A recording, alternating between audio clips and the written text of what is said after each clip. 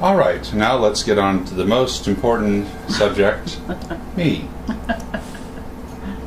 Let's start with pregnancy. Well, I've had a couple miscarriages before you. One resulting in surgery to remove a cyst from my ovary, and I miscarried after that. I think we touched on that. Yep. And so then I missed my period, and could it be? And we took the pregnancy test, and it was positive, and This was in June of '83. I got pregnant in June. We didn't take the test right away. And so I got the positive thing back, but I didn't want to tell anybody this time because it was like, I told people before the miscarriage, and it just got to let people down.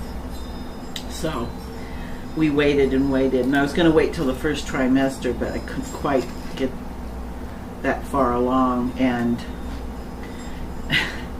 it was sort of ironic because I was about ready to tell my parents, but they were in Seattle visiting Jim and Linda. So I thought, well, I'll wait till they get back from Jim and Linda's, and then I'll call them and tell them. I was about 2.5 months pregnant by that point. And so I get a call one morning from them, from Seattle, because she had good news to tell me. And the good news was Jim and Linda were moving back to Southern California, which was something she had hoped for because she wanted all her children close by. And so I let them tell the story, and then I had to trump it, I didn't do it on purpose, I just couldn't help myself. And I said, well, I got some good news as well. Well, what's that? Well, I'm pregnant. What? Oh, and then Jim and Linda got on, and congratulations, the whole bit. And then with you, I had no problems at all. I barely had morning sickness, never really threw up, but had sometimes a queasiness. I had crackers by my bed, and I ate a couple crackers before I got up, and it's good to go. I ate everything during the pregnancy, Mexican food included, and you just hung in there. Your due date was February 27th, and it was a leap year. And so everyone was hoping that you would come on the 29th. But you didn't. You waited till March 3rd. Well, I think one of the important things, the emotions that at least I was feeling during this time, is that because of all the previous miscarriages, I was holding my breath during the whole term, waiting for it to happen again. Did you not feel that way? No. For some reason I didn't. You knew this one was going to stick. I don't know. I just was relaxed and comfortable, and I don't know. I think I just didn't have any worry at all. So, and then of course my sonograms were just starting to come into play then, but they weren't really used routinely like they are nowadays. And because my doctor was on the cautious side, at that time they really didn't know. There hadn't been enough studies to see if it would do harm to the fetus. Mm-hmm. So he was more precautionary, and he said, unless there's a problem or you have a history of something in your family, then I don't recommend having it done. So I said, fine. So we didn't know what you were going to be until you were born. So, my little boy. But you knew I was big. Well, I knew you were big when I was in labor because the nurse came in and put her finger around my cervix opening like that, which just about sent me through the roof. That hurt more than anything else. Because I guess she thought it would help because I dilated so far, and she could feel your head, and she said, "Oh, that's a big baby in there. I hope it's a boy," she said. You remember the name of your OBGYN? Mine, but not the one who delivered James. No. Clemenger was my. But he Alan Clemenger? Yes, but he didn't deliver James. It was Dr. Ziem that delivered you because you came on the weekend, and he was the doctor on duty, and he was actually first name or but he was Madeline's gynecologist. It wasn't ZEIM? Something like that. I think that'd be nice to know for posterity's sake. They had to go wake him up because you came at 3:30 in the morning. He delivered a couple of babies and he went to take a nap, and unbeknownst to us, the nurse told us later that he had told her that if I didn't deliver by some certain time to wake him up and they'd do a C-section. Because you were not breech, but facing upwards instead of facing downwards. And I had a lot of back labor because of that. I went through every hot blanket they had in the hospital. You also came out with the umbilical cord around your neck. His wrist, too. His wrist. And you You also had a came bowel out movement. yellowish in skin, purple and yellowish. You're one ugly looking baby. You had that cottage cheese stuff all over you. And you were, Sound like a fruit salad. yeah, and you were. But you know, the funny thing is even though I didn't know what the sex was, that wasn't the first thing that I thought of when you were born. Was it a boy or a girl? My first thought was, and I think I even said to you, does he have 10 fingers and 10 first toes? thing you said. Why was that the first thing? Well, I knew, you know, I don't know, just that you were healthy looking. I guess that's just a term for it. Does he have 10 fingers and 10 toes? You know, does he look okay? And I or we had read somewhere that the woman is going to give it to the father, sometimes husband, during the labor. And sure enough, that thing occurred. She was so frustrated and in pain sometimes that I was the brunt of that anger. Well, plus you were taking notes. And I would get taking too long getting her ice chips and all sorts of things. And he was like, oh, that contraction was so many minutes, and you turned to take notes, and I'm like, oh, I'm taking notes. But it wasn't a good time either. Now they have so much for the mothers, and what happened was you were born at 3:30, and then after you were born, and people told me this would happen, you have so much energy. You feel like you could get up and run around a track, and I was just like hyper and calling people, and you know, as soon as it got early enough that I knew people would be up, and because by the, you know, you were born at 3:30, but by the time that, because they did an episiotomy, by the time they stitched me up and they get you cleaned up and the baby cleaned up and back to the room and start nursing and all that, it's later. And he looked at me and said, I'm going to go home. And I said, why? And he said, because I want to get some sleep. And I was like, oh yeah, we were up all night, weren't we? Sort of forget. And but then I was famished and I was so hungry. And now they have food all the time for mothers, but it was like there was nothing to eat. They didn't have anything, and oh, the cafeteria doesn't open up till, or the servers and the server, he couldn't even go down the cafeteria and get me something because it wasn't open till 8. Mm-hmm. They don't start serving breakfast until 8. So by the time that food came, I was famished. One funny anecdote was that I had planned on filming all of this, taking pictures. They didn't have the video cameras then. They did, they were beta. And I neglected to check my batteries. And they were too weak to take pictures. In fact, they weren't. The flash wasn't working at all, so it all had to be without the flash. But fortunately, the big light they had shining right down there was sufficient for getting the pictures of the baby coming out. The rest of it was sort of dark, and The it baby, really, you coming it out. really created a eerie but interesting photographic effect. I actually thought they were unique and very well done. And you could, taking the shots of like me just laying there where there was plenty of light because those lights are so bright. Mm-hmm. They still do it that way? Because now there's a lot of talk about not having it so bright, having it more subdued so the baby doesn't come into a I'm not an hospital. OBGYN. I don't know. That's true. Coming in. Well, you did a rotation of it. Years ago. Yeah. I'm wondering about that. But anyway, that was the birth. It was, would you say a long delivery? Heck yes, 24 hours. No, not labor, the delivery. Oh, delivery. Once he turned over, face down, because what they had me do all these things that ended up working, thank goodness, was they made me flip from side to side. I was laying on the bed. Back side. And then back side. And I guess doing that. Every 15 minutes I had to change positions, and the nurse timed it. And all of a sudden, boom, he flipped over. And as soon as he flipped over, I was like, they said, okay, this is it, you know, and they wheeled me into the delivery room. And that urge to push is unbelievable. You just can't stop it. We took our Lamaze classes, so... No.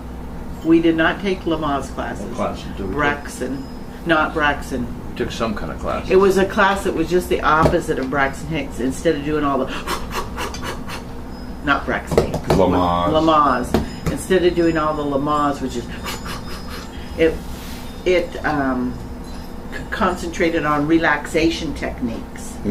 We do, you know, we tighten up our bodies and we relax them a little at a time. Remember, we had to do the exercises at home and tighten and then relax. And you'd have to relax from your head down so you were conscious of everything.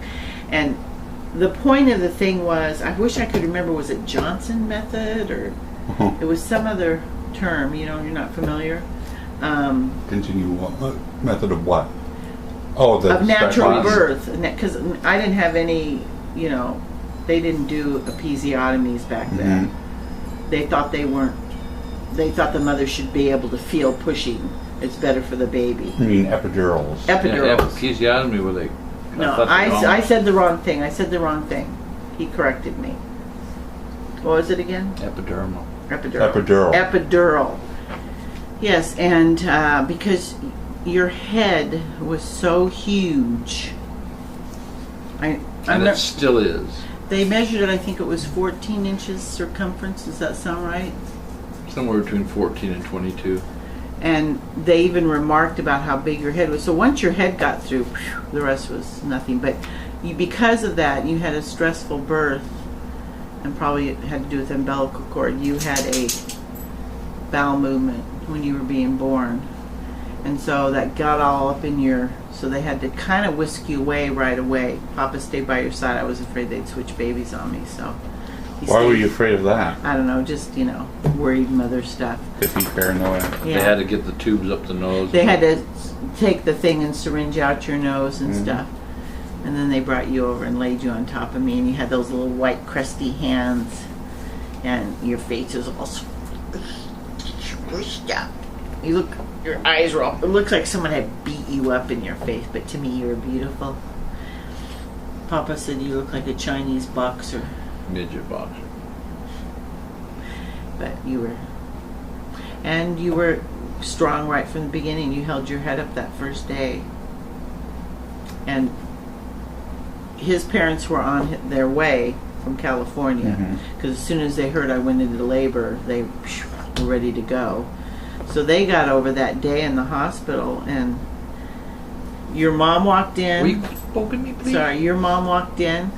She walked over to the bassinet and looked down at you, and she said, "Oh, Vincent, he looks just like you," she said to you. This is where you had to put that picture of you and me when we were babies. Yeah. So you did, and little Scotty was beaming ear to ear. So was Dr. Zine.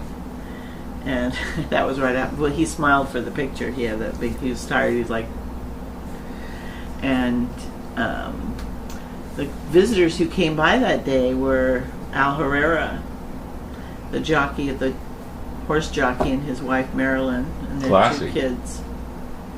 Yep, they came by to see James. I think they were the only, besides your mom and dad, were the only ones who came that first day. I was out of there. Then they kick you out right away. So you were born at 3:30, and we went home the next day. And your mom and dad stayed for 2 weeks, and then after they left, my folks came over a month later or something. We had a little time to ourselves. So how were the early years? Well, you were a pretty good baby. We dropped you a couple times off the changing table. I continued on. No, you were a good baby. You took to breastfeeding right away. No problems there. We had shared duty in that regard. Yes, I had a pump, so I would pump, and he had weekend duties. He'd get up with you. You did not like the bottle. You didn't want that old bottle, but you got hungry enough that you'd finally take it, but you'd fight him for a little bit. You wanted mommy. You wanted that nice soft breast, not that cold old rubbery nipple. But you were a good baby. You were good at traveling.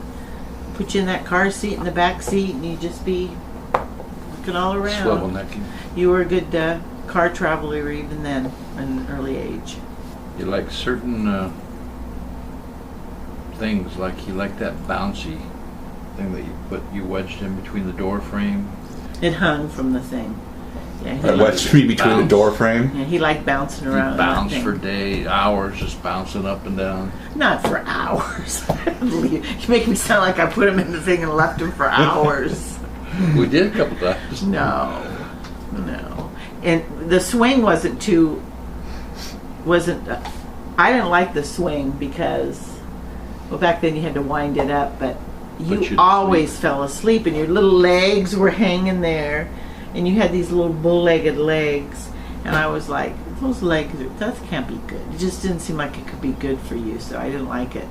I put you in there sometimes, but you'd fall asleep, but as soon as I'd take you out, you'd wake up, so. And we always followed along in the book to see what you would be doing next, and it was like clockwork, everything that Penelope Leach. Penelope Leach, pediatrician. She had it down to like hours and days sometimes, exactly when you would start. Hours. Okay. But yeah, you pretty much were right on schedule with most things. You were... Very good appetite. Yeah, little Scotty used to say, there's two things you can be sure of. The sun will rise in the east, and James will wake up hungry. Okay. How much did he weigh? Well, enough about me. This is about you. Oh, but you are us. You're us together. But you are us. No, tell me the effects on you. Didn't stop us at all. We continued to make the trip. In fact, that summer we took you up to Bass Lake for the first time. And yeah, I mean, we just traveled out Santa Maria that first 9 months. Santa Maria several times. But first-time parents raising a kid. You were in your 30s. Yeah, I do. Okay, here's a little story. Those first 2 weeks that your parents were here, it was probably the first week, and it was like, or maybe it was just before they were leaving, so we felt like we had to do it. We said we should go out to dinner one more time, so where we could go just the two of us. Mm-hmm. And so we were saying, okay, well, we got to do it. We should do it just before they leave, and blah blah blah. And it was like a day or two before they were going to leave, and that's when the islands, you know, where now it's In-N-Out Burger, but it was the islands then. The hamburger place. And we went up there to have dinner, and we were so tired, both of us, that we couldn't even really enjoy the dinner. It was like I had no appetite. I was like, I just wanted to go home and go to bed. That's what we should have done. Just let her, you know. But even though getting sleep, because she was there and took care of you a lot and let me rest. She was a lifesaver. Yeah, that it, you know, but still exhausted. You're just exhausted those first few weeks, because all you're doing is tending to a baby that wants round-the-clock attention. Round the clock. You had some pretty stinky diapers. No, you'd sleep for an hour and then you'd be hungry, and then you'd sleep for an hour and you'd be hungry. And in between, you'd need the diapers changed. Yes, but later on, when I got into the nursing mode, and it was like maybe just once during the night you wake up, I had the problem with him nursing on one side and falling asleep, and I couldn't get him to nurse on the other side, so I put him back to bed, and then he'd wake up again. You're talking about James? Yeah, he'd wake up again an hour later, and so I have to go in and nurse him on the other side. So someone, I think it was my hairdresser, said she solved that problem by, so what I do is I take you out of bed and I change your diaper right away, then I nurse you, and that would happen. So she says, instead of doing that, nurse him right away on the one side, then change his diaper, because that'll wake him up enough, and then he'll nurse on the other side, and that worked like a charm. Then you got enough that you could last longer, and that's when you started just going, you know, maybe 3 o'clock in the morning, you'd wake me up, and then you'd sleep again till 6. Yeah, so it's definitely a major life change, and when people say it isn't, Nothing. Keep going. and if people say it isn't a life change, then they're lying. Or they have so many servants and nurses, wet nurses, to help them that they, Anyway, it is a big life Wet change. nurses, dry nurses. But it gets better. The first night you slept through the night, I went running in your nursery to see if you were still alive. Ah, It's very scary that first night they sleep through the night. You can't believe it. You wake up and you go, what? And you're just sleeping away in there. Your And little butt up in the air. You liked your little butt up in the air. See, now you're not supposed to sleep on your stomach. no. Lucky I'm alive. But we had the opposite thing. We weren't supposed to have you sleep on your back because they said it could create a flat head. Remember? Well, like Frankenstein? Yeah, it would make your head flat, they said. So they said have them sleep on their stomachs, Sometimes I remember we just sort of go in and just look at you while you were sleeping. Mm-hmm. Just astounded that we had been involved with creating such a creature. Yeah, and your little butt would be up in there. You sleep like this with your little butt. You're so cute. Yeah, so Makes me those sounds like a science project. So those were the early weeks.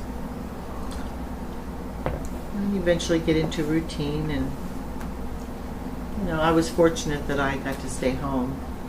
That I didn't have to worry about going back to work.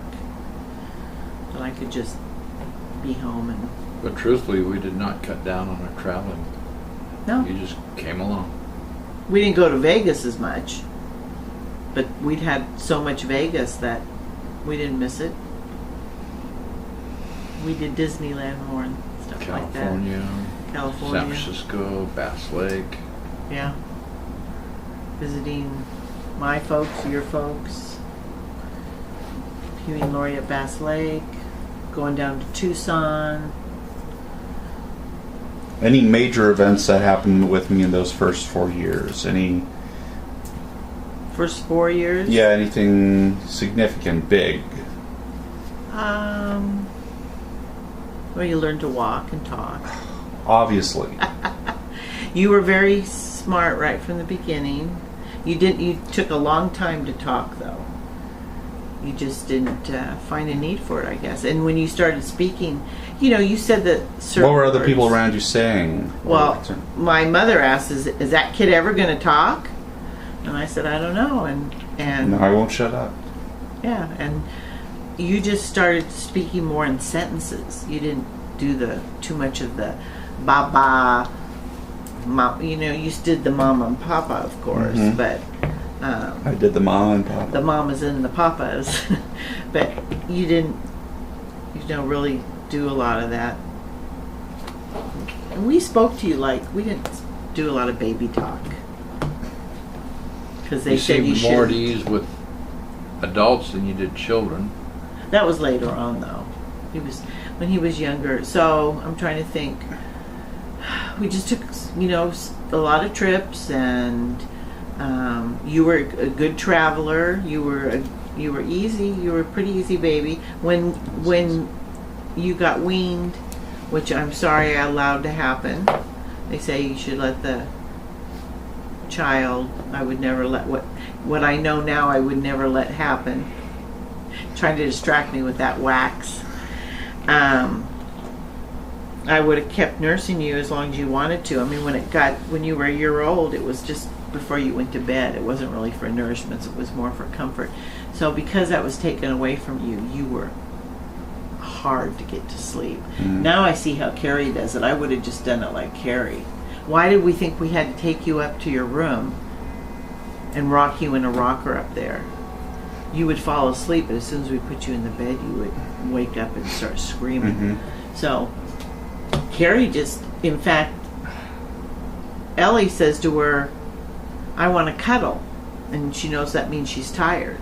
And she comes up on Carrie and has her little blanket, and she lays on Carrie, and Carrie just holds her and looks at her laptop or her pad, whatever. And Yeah, we did a lot of things not Yeah. the right way. We thought we were doing them right, but we weren't. And she falls asleep so naturally, and then after she's been laying there a while, Carrie's occupied doing something. She gets up and puts her to bed, and you know, it's just, it was wrong. It bothers me still when I think about it that we put you through that. But Put him through that. What about us? I know. That was drudgery for me. It's on that wicker rocking chair that was so uncomfortable, and my arm would start aching because he wouldn't fall asleep. And he'd finally fall asleep, and I'd get up and put him in the crib. He'd wake up again, and I'd start all over again. Yeah. You're sitting there in the dark. You don't have TV to watch. We were just doing it all ass I backwards. know. We should have just brought him down with us and let him fall asleep in our arms. Anyway. So remember that when you do become a parent. That To live normally. Yeah, I mean, you should have contact with your child. I think them falling asleep, I think that's why those kids are so affectionate, because they've had so much closeness with Carrie. She's a very hands-on. We just had an earthquake. Settle down. Very hands-on mom, and gives them a lot of love. They want to be hugged. They want to be It's not loved. about Okay. kids. Okay. Anyway, so let's talk about a big event that happened. Actually, two major changes to the backyard. One of them we didn't talk about yet. I don't think. The building of the barbecue pit. Building of the pit. That was Huey. And when was that? Well, it had to be when he was living here, and he left in like 1980. So it was the late 70s, right? April 1980. April 1980.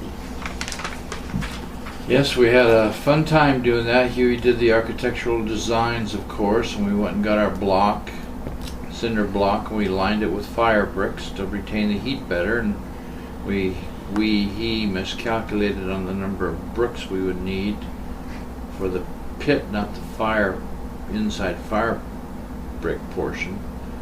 And with all the leftover slump block, we decided to make some stools around the outside. That's where the stools came from. Yeah, little stools, little things we sit on around it. They were sort of an accident. We applied the good leftover bricks. Yeah, they've held up, and they've been very. And once you put a cushion or a towel on them, they're comfortable. Got a lot of use out of that barbecue pit. Yes, we have. A lot of memories in this house. And that came up just because they're like, hey, I need a Santa Maria pit out here. Is that basically how it came up? No, Well, we knew we both wanted a pit, and we had a house together in L.A. Huey and I, we built a pit there too. They used red brick there, and it was a little curve to it. So this time, when they said they were going to do it, I said, I want this one done right. You know, and they did do it right. And they used the Santa blocks. Maria, you need to have a deep pit in your. Getting the grate made was the tough part, because no one knew what a Santa Maria barbecue thing was out here. We had to describe it to the guy, the metal works guy, and I think Huey drew him a picture, and he made it from there. This is our second one. When we got this one, it was even a little hard to get it. Second one. The actual grill. The grill. Great. The up and down thing, the whole thing. This is our second I one. think it's our third. I don't know. I think it's just our second. 80, 20. We've had that thing for over 30, 35 years. Wow. Yeah. Anyway, And the second event in the backyard was the Basketball. how did that idea come about?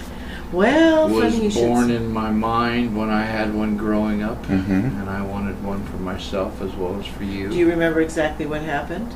Do you remember Barbara and Raymond's involvement in that? Yes, but I was going to give the background Okay, to it go and answer ahead. James's question. Okay. My grandfather Dell built me my pit by himself. Not pit, basketball. Basketball court. I helped him clear the area, but it was just grass, of course, and we crudely leveled it over, and we blocked it in with wood and poured the cement, and did not have lines or anything on it. And he just stuck a basketball pole, it was a wooden pole, into the ground, and approximately measured 10 feet high. This time around it was a totally different situation that originated with an idea from Raymond. Well, how it originated was you happened to be talking about it one night. We had a table right out here, I think the table that's in there was out here then. And we were sitting around playing cards, which we used to do after they come over for a barbecue. And you were talking about how you had a basketball court when you were a kid and how you really liked one and everything. And at the time, all that was out there was river rock and 2 palm trees. Thank goodness we took those palm trees out. They would have been a mess now. One was a date palm and the other one was one of the big fan palms. And really wasted space. I mean, that whole half of the yard was just wasted with rock. And so he was sitting here and he goes, I know what you do, Vince.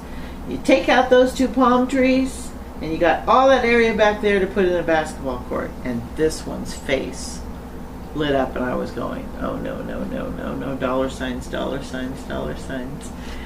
And that was it. Once he heard it and knew, and he could see that that would be perfect for a little half court. I employed Huey to draw me a design, gave him the outside dimensions, and because Huey was back in California. I set about doing a lot of the work myself, or with the helping hand of a neighbor here or there. But I took those both palm trees out, and cut them up, and then digging around it, and trying to wedge them up to pop the root out. Fortunately, palm trees have shallow root system, but it's still a lot of work.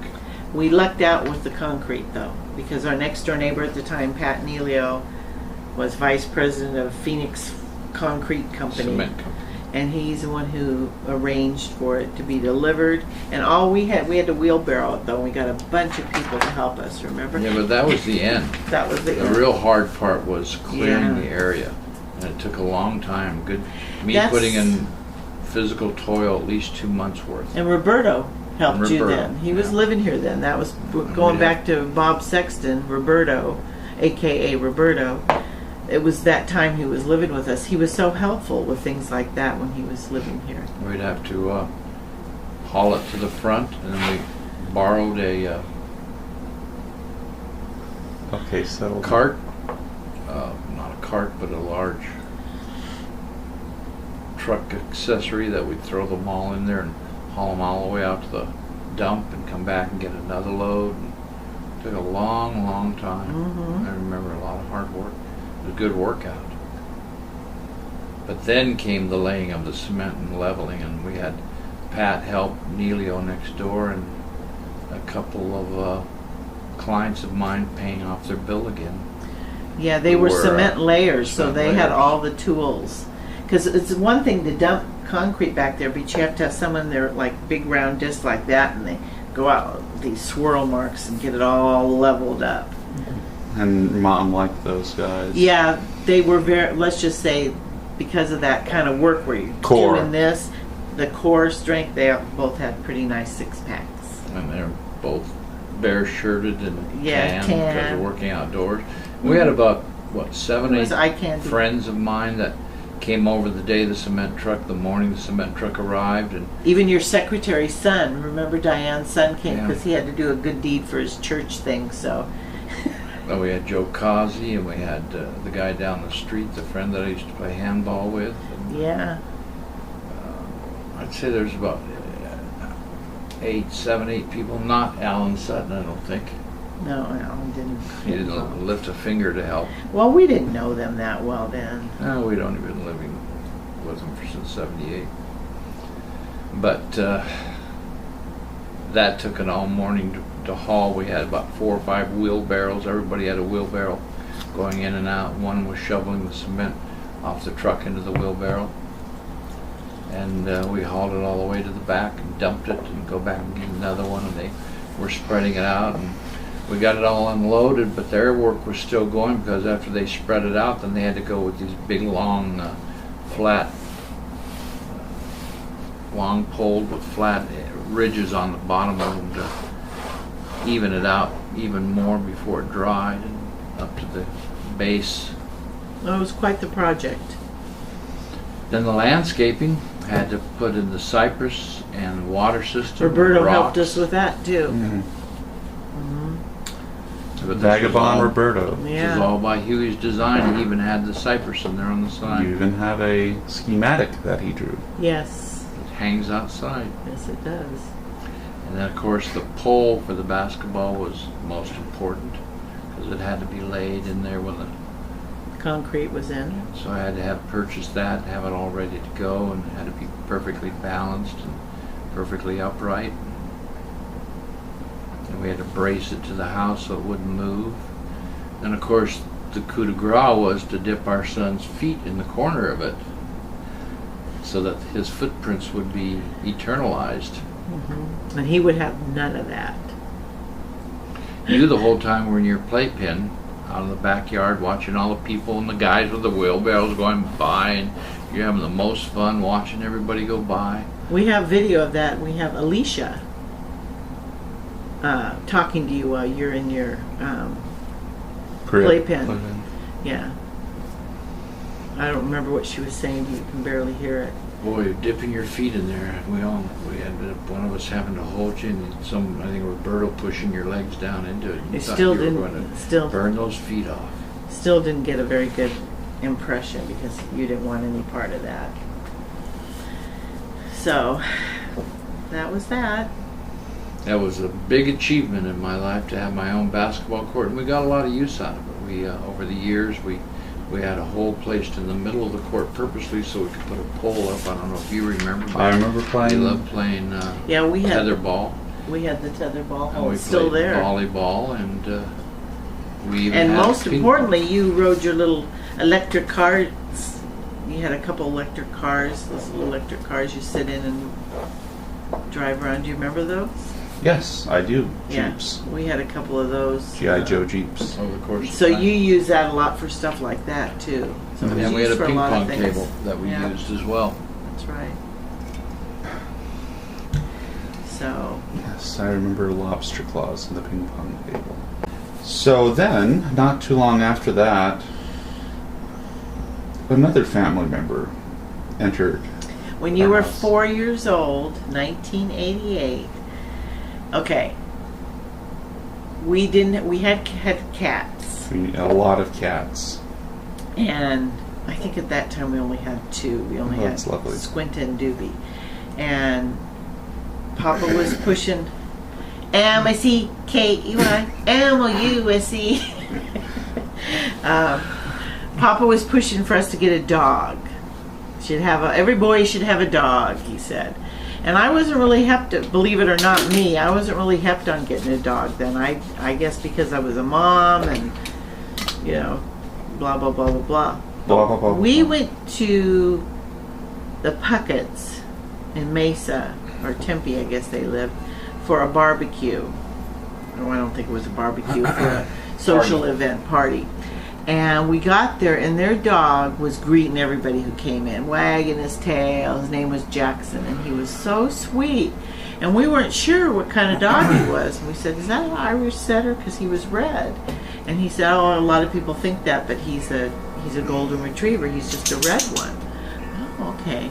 So when on the way home, I just happened to say to Papa, well, if we ever do get a dog someday, that's the kind of dog I'd like to get. And he agreed. He said the dog was so friendly, and everyone was his friend, and he was just, you know, cool hanging out at the party. So a few weeks later, your folks were living in here then, and you went over to mow their lawn, you said, and you might have also, I don't know. But you were gone, and James and I were here at the house, and after a couple hours you came in and you had a box in your hand, an open box, and I was like, what do you have there? And you said, and I had told you, I left a part out, I had told you watching the movie Arthur, and his butler's name was Hobson, that if we ever got a dog, I'd like to name him Hobson. So anyway, you walk in with this box, and I go, what do you have there? And you said, I'd like to introduce you to Hobson Libbon. And there in the box was this little golden ball of fur with the sweetest little face. And I was like, you didn't. Yes, I did. So he had contacted these people, and they had bred quite a few litters, and this was going to be their last litter. They were going to start their own family. And Hobson was the last puppy. He was sort of the run of the litter. He was a small male. Mm-hmm. And he was just the best dog. Best dog. The best Such dog. a good boy. And from your perspective? Yeah, I did it on the sly. I knew once she saw the animal lover that she was, she'd fall in love with him. I checked out the mother and the father, make sure it wasn't a puppy mill, because we were aware of that. And it was a family, I believe, in Avondale. They weren't very wealthy, but they had the papers that it was a purebred. That was important too. And they had both the parents. They were just Both a family. They weren't, But the funny thing about the name Hobson, and I had to divert to that, was just before that, Huey and Lori had got a Cocker Spaniel. And they were calling us to ask us for opinions on names, get advice on a name. And Lori said, I'd like something very dignified. And that came to mind, Hobson. I said, oh, what about Hobson? It's a great name. She thought it was interesting. And they'd think about it, and they had a lot of other ideas. And they called us back, I don't know, a week later or something, to tell us they had decided on the name Shannon. And seriously, I couldn't hold back. I said, Shannon? Dignified. So it was a male dog, so I thought that was kind of weird to name him Shannon, but there are males named Shannon. And so once I said that, then I said to Papa, well, since they didn't take Hobson, if we ever got a dog, that's what I'd name him, Hobson. So that's how that came about. Do you remember presenting Hobson to me? Boy, I remember. I think we called you over and Do you remember where I was when you presented him to me? I think you were napping. No. No? You were on the stairs, I think, then? It's at Grandma and Grandpa's house. oh, you were. Mm-hmm. Did we bring him over there? Oh, I Oh. don't remember You that. brought him over in a box. Must have been the same day. He's 4 years old. How come am I remembering this and not you? I don't remember that. And you said, James, we have a surprise. And I was like, oh boy, is it a train in that box? And it turned out to be Hobson. Were you Were happy? you disappointed? A little at first. It wasn't a train. But I got over that and enjoy Hobson very much. Yeah. He was like, you were like two kids. You'd come in and complain. You'd say, Mama Hobson won't give me the ball and stuff like that. It was like having two kids. Mm-hmm. So Yes. he had a lot of fun with him though. He was a great dog. Sweet boy. This is it was interesting to me. A certain car you purchased in 1989, and how you happened to purchase that car that gave you so many problems. The Explorer? No. The Benz. Ah, the bands. We got it We didn't purchase because it. Oh, sorry. It was a 1980. we got it used, but we bought it from the Arizona Turf Paradise. The owners of the Turf Paradise had gotten into the trouble with the law, the board of directors, and all of them got in trouble. And one of the reasons where they were lavishly spending the proceeds, and they had bought all of them Mercedes-Benz. I think there was 7 total, and they were selling them in the paper. By the time I got down there, there was just one left, and the father of one of the board members, an elderly man, maybe in his 70s, was handling the sale. Remember that? And it was right color, right kind, big boat, a tank. I wanted something real solid, so when Mom drove you around, there wouldn't be any problems in case there was an accident. Or at Instead of least the a lessen B210. Yeah. You learned to drive a stick shift in the B210. Mm-hmm. The Datsun? That's how long we had that car, but we didn't drive it too often. That's why it didn't have too many miles on it. I think the tires, the gas got bad once because we hadn't driven it enough. But I couldn't take it with him. It was impossible to fit a car seat in there. Mm-hmm. And yeah, for a while we shared the car. You would take the Datsun on days when I needed to go somewhere because I had to put him in the car seat. So you were driving the B210 to work, and then other times you had to go downtown, and you didn't. We always planned it on a day you were just going to be at the office. Remember? So it got to be a hassle. So that, and really looking back, that was silly because what if I'd ever had an emergency and had to take him, to the doctor emergency, and I didn't have the car with the car seat. So we've pretty much ended the 1980s, and let's take a look at that as a decade. What are you obviously had a lot of thoughts on the 60s, not too much on the 70s. Any big thoughts about the 80s? My recollection of the 80s is people, it seemed like a decade of excess. Hair went crazy, 80 hair. Everyone had the big hair. Think of like the shows Dynasty and all that, where people lived lavishly. It was just, that's the way it just seemed to me. I would agree pretty much everything she said. Is that when Governor Meekum was governor of Arizona? What year was good? Yeah, early 80s. Oh, that was that's when we got a little more political. 84 when Walter Mondale faced off against. Still voted, but weren't really Super involved in it. Yeah. I knew one was an ex-actor and the other one was an ex-Navy. Yeah. And Mondale didn't have a lot going for him. No. And Reagan had just, people just thought he was so great. He had that macho image,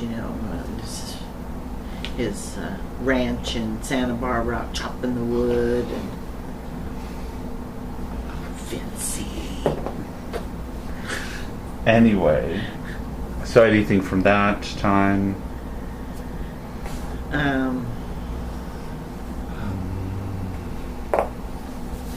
No, I think Reagan and that whole idea, that whole 80s thing was part of that whole thing. It was like, pull yourself up by the bootstraps, quit whining, I don't know, just me generation. Wasn't Reagan the one with the Iran conflict?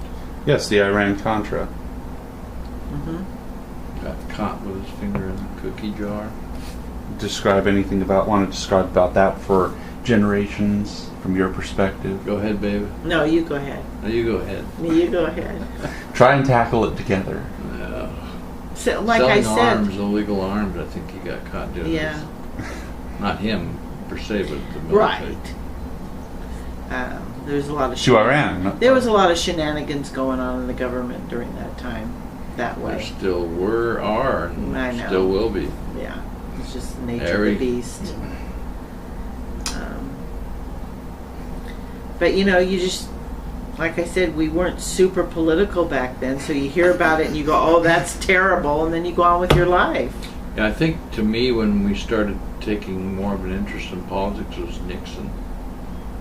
That was much earlier. So obviously you hadn't. It was Watergate. I think that was about the time. No, Nixon was after Reagan. Do we need to have a quiz for you about history? He ended the Vietnam War. He resigned in 1974. Yes. He resigned in 74? Yes, yes. He ended the war in the early 70s when I was in college. It was a big deal. And then he... Oh, we got involved with Nixon, we became so disillusioned, we dropped out of the political Well, that was thing. part of it. Why we were disillusioned, why we weren't interested, was because we just figured they were all crooks. Nixon had done all that stuff, and you just like, oh, that's the way it is, Why bother voting? Because they're all crooks anyway. Don't vote. We did vote, but why? I guess we just didn't pay that much attention. We were busy people. So, Busy raising a boy and taking trips. Meekum was impeached in '88. Okay. What's the situation around that? Well, what happened was he was elected because... He was a used car salesman. But he was elected because it was... An Arizona State graduate. There was so many I people don't know, did he running. graduate, actually? There was so many There people. was too many people running, and they polarized each other on the votes, and Now here's he what was happened. the large minority who came in third. Here's what happened. There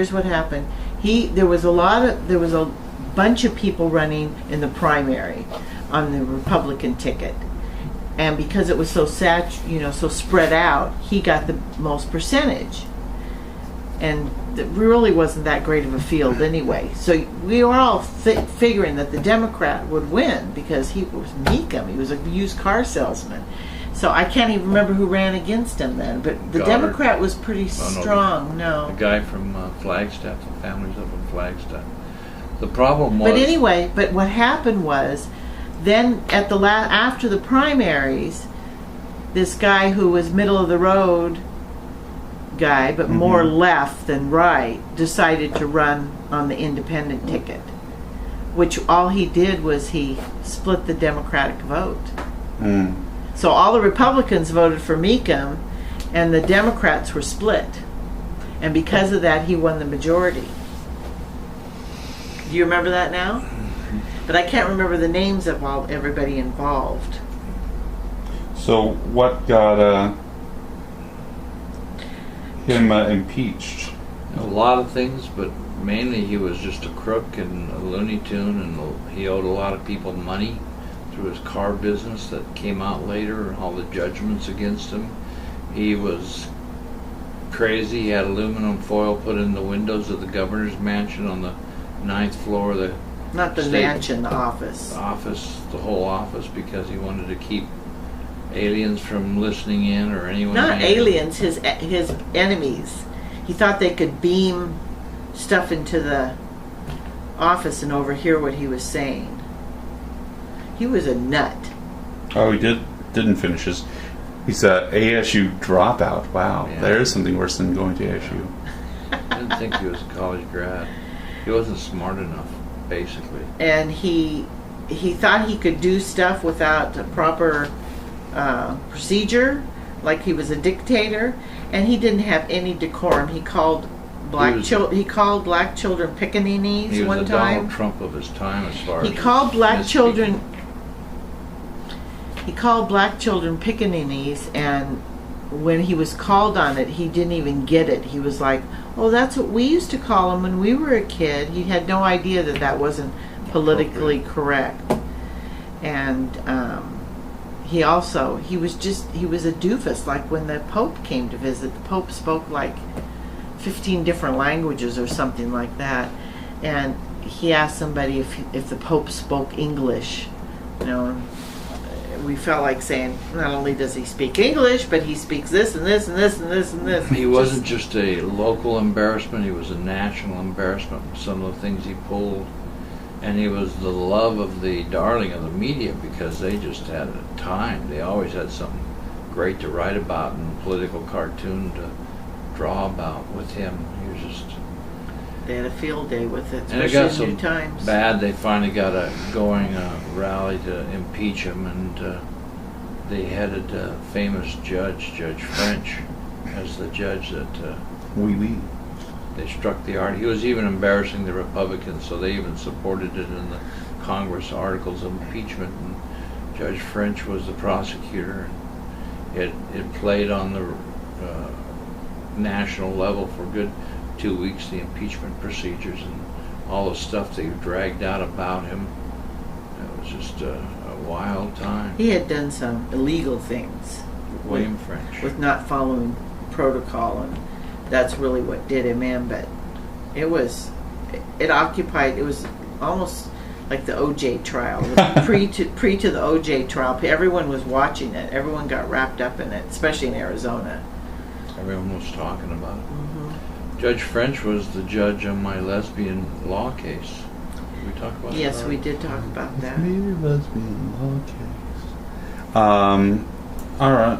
And What else happened in the 80s? well, probably in my opinion, this second greatest NASA tragedy happened. 7, 6. We have made Oh, Blew up the at Challenger.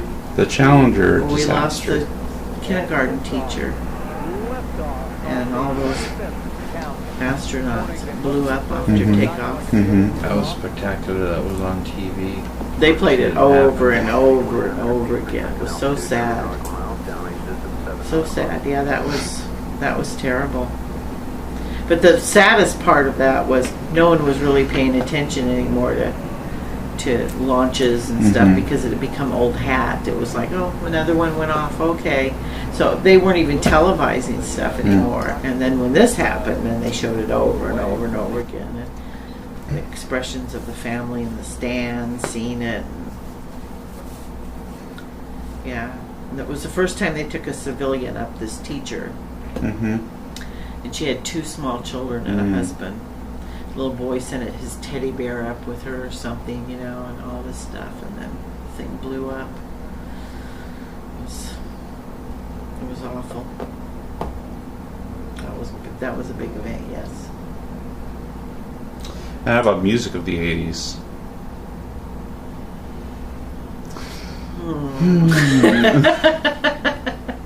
Certainly, the king of pop was big. That's when he made it big. Yeah, Michael Jackson. Mm-hmm. Poor Michael Jackson. Poor Michael. Poor Michael. Poor Michael. That was Yeah, so he good. was such a talent. What a talented guy. It was a good era for music, as were all the eras. Yeah, A lot of people will disagree with that. really. Yeah. Probably. And Who else was big in the 80s, music-wise? a lot. The Police were big in the 80s. Queen was still big. Yeah. Features. They were more the 70s, but Yeah, I like some of the music, but some of them I wasn't crazy about. I Huey didn't Lewis and listen. News. I didn't listen to music as much during that time because I was busy raising you. But we had music on a lot, as I recall, you growing up. But I probably listened to more 60s stuff. So, but yeah, Michael Jackson and of course Elton John and Paul Simon did his own stuff in that time. yeah. Let's just not name names. How about an overall feel? Of what, music or Mhm. just Yeah. the time? Yeah. Now, as you are aware, we are a very musically orientated, loving family, so I enjoyed the music of the 80s as much as any decade, but perhaps not as much as the 60s. Yeah, see, I like all music. I like from country to classical to. AC/DC, big. I'm not a big fan of the really hard, you know, like Chicago. That's more the Eagles. 70s. that was more the 70s. Chicago's 70s, 80s, 90s. Yeah. The Eagles. Yeah, I mean, Pull it up from your phone. I like most of music of all the different eras and genres. All right. Well, let's get to what's that? I like hip hop. I like Rap. She likes disco. Okay. Let's move on then. First big milestone, 1989, my first day of school. Oh my gosh, kindergarten. That was harder on me than you. Oh, Just yeah? Me. Oh yeah. You were like ready to go. Elaborate. You had been to preschool already. It was only a couple hours in the morning. That's where you first met Justin Schlegel and Amanda Dollar Mm-hmm. when you were in preschool. And Scott May. And the problem was you started mid-year. I actually met them in preschool. Yeah. Sorry, not to. They had started in September, and I didn't start you till after the first of the year. Mhm. I really didn't want you to go. I didn't want to let you go, but all the stuff I was reading at the time said, "Oh, it's important for them to get a head start." Blah blah blah. So I thought, well, maybe I'll get you in. So you only went the spring before kindergarten, but you met all those guys, and then that fall you started kindergarten, and you were ready. You were like, "Bye, Mom." I was like, "It was only 2.5 Well, hours. actually, you were a teacher's aide. Didn't you go down there to the kindergarten? Only once a week." But it was only 2.5 hours. It was like 8 to 10:30. I mean, it wasn't any big deal. But every Tuesday I went and helped out in the classroom. Remember the kindergarten teachers' names? Mrs. Ingold and Mrs. Dahman. Dahman. Remember? Mm-hmm. They co-taught. And that's that Halloween you were Beetlejuice. So, any memorable events from the first day or that? No, like I said, it was you right away. I don't know if you remember Stephanie Jacobs. Mm-hmm. She all of a sudden decided she was like your little mother, and she would help you like get your jacket on and get your backpack on and get you out the door, and you just let her do it. It reminded me of little Scotty. You were like, okay, someone's going to help me, I'll let him do it. And during that same year, close friends got pregnant. Lori. Mm-hmm. Don't look like a deer caught in the headlights. I'm trying to think what year Matthew was born. Well, they weren't the closest of friends, but I think Princess Di got pregnant too. Yeah. Had Prince William. Oh yes, we didn't talk about the royal wedding. That shocked everyone. That was in 1981. Mm-hmm.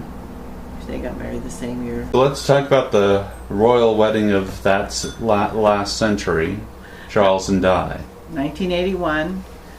That's a big event in my wife's life, as has all the royal couple occurrences. Forget my birth or anything else. She tell you You all weren't you want born to know. yet. 1981, Princess Di and Prince Charles got married, and it was a big foo-foo affair, and it was telecast on TV, and of course to see it here in America you had to stay up in the middle of the night to watch it, which I did. And it was like a fairy tale because she was a commoner, and Mom was born in the wrong country. she was only like 20 when she got married, and of course he was older, and he had waited all those years to Find the right woman. find the right woman, and it was very romantic. Of course, you know, the marriage didn't last, but Why didn't it last? because they were too different, and they did have 2 great kids though, and they were even more so great because of her influence. She's bucked the system, and that's why there were problems too. She didn't do what other royals had done in the past. When Queen Elizabeth had Prince Charles, when he was 5 years old, she was gone for 6 months on some tour to Australia, and when she came back she shook his hand. You know, that's not really So what being, was the inside scoop, Poop? so that wasn't really being a mom. So Diana said after William was born and that it was their turn to go on the Australian tour, she says, my baby's coming with me. Mm-hmm. And she caught a lot of flack, but she stood her ground, and what eventually helped Kate, Princess Kate now, be able to be the kind of mom she wanted to be as well. And William was raised that way, so he wants his kids raised that way. I heard it was the Queen Mother put the crux to the marriage. She didn't like Diana from the beginning. I heard she arranged the... We don't know if any of that's true. Nobody knows. Well, you're the authority. What happened? Well, what happened was she was only 20 when she got married, or 19 or whatever it was, and he was 30-something, and they had nothing in common. And she was very insecure, and he never really, from what I've read, he wasn't really very helpful in her transition into being a princess, which is and then she started to shine. People loved her because she was hands-on. She wasn't cold and distant like the rest of the royals. She went to visit AIDS patients. She hugged AIDS patients. She took on causes like the minefields and stuff like that, and people loved her. They called her the People's Princess. princess of the people, and I think there was jealousy. And she was fashionable, where before that, Queen Elizabeth's fashionable now, but she wasn't back then. Mm-hmm. And she was a hands-on mom. She took her kids to McDonald's. She took them to Disney World. She let them see poverty. She took them to volunteer and see that people didn't live the way they lived. And they're better for it now. They're Mm-hmm. great guys. They're two great guys, and because of her. So. Since we're going into the 90s, do you want to talk about the accident? About her death? What year was that? You look it up. I think she was 36. So it must have been 1997? 1997, yeah. 1997. Since we're on the subject. Yeah. That was... She, of course, by then, her and Charles were divorced. And another reason why they broke up, because he had taken up with his old girlfriend. Can't think of her name right now. Camellia. And that was pretty evident because they got together afterwards. He was playing around on her. Yeah, remember they had that recording of him saying he wished he was a tampon so he could stay in her pussy all day or something. Can't believe he talked like that. Yeah, it was a cell phone conversation that someone had zipped out of the air and recorded, or however you do that.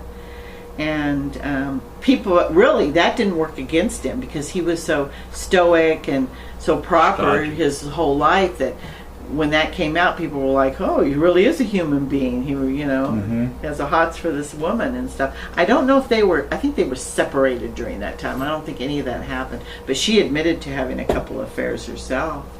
I think she was very needy for affection that she didn't get. She was real hands-on and loving, and he wasn't that way.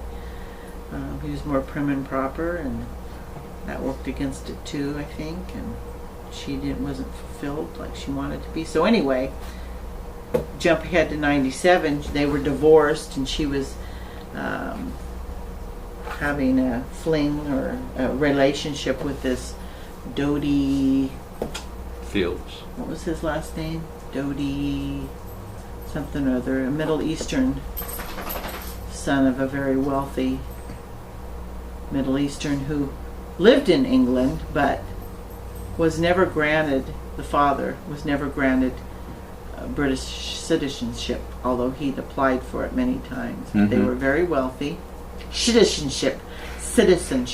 Maybe it's time to have that beef eater, honey. And a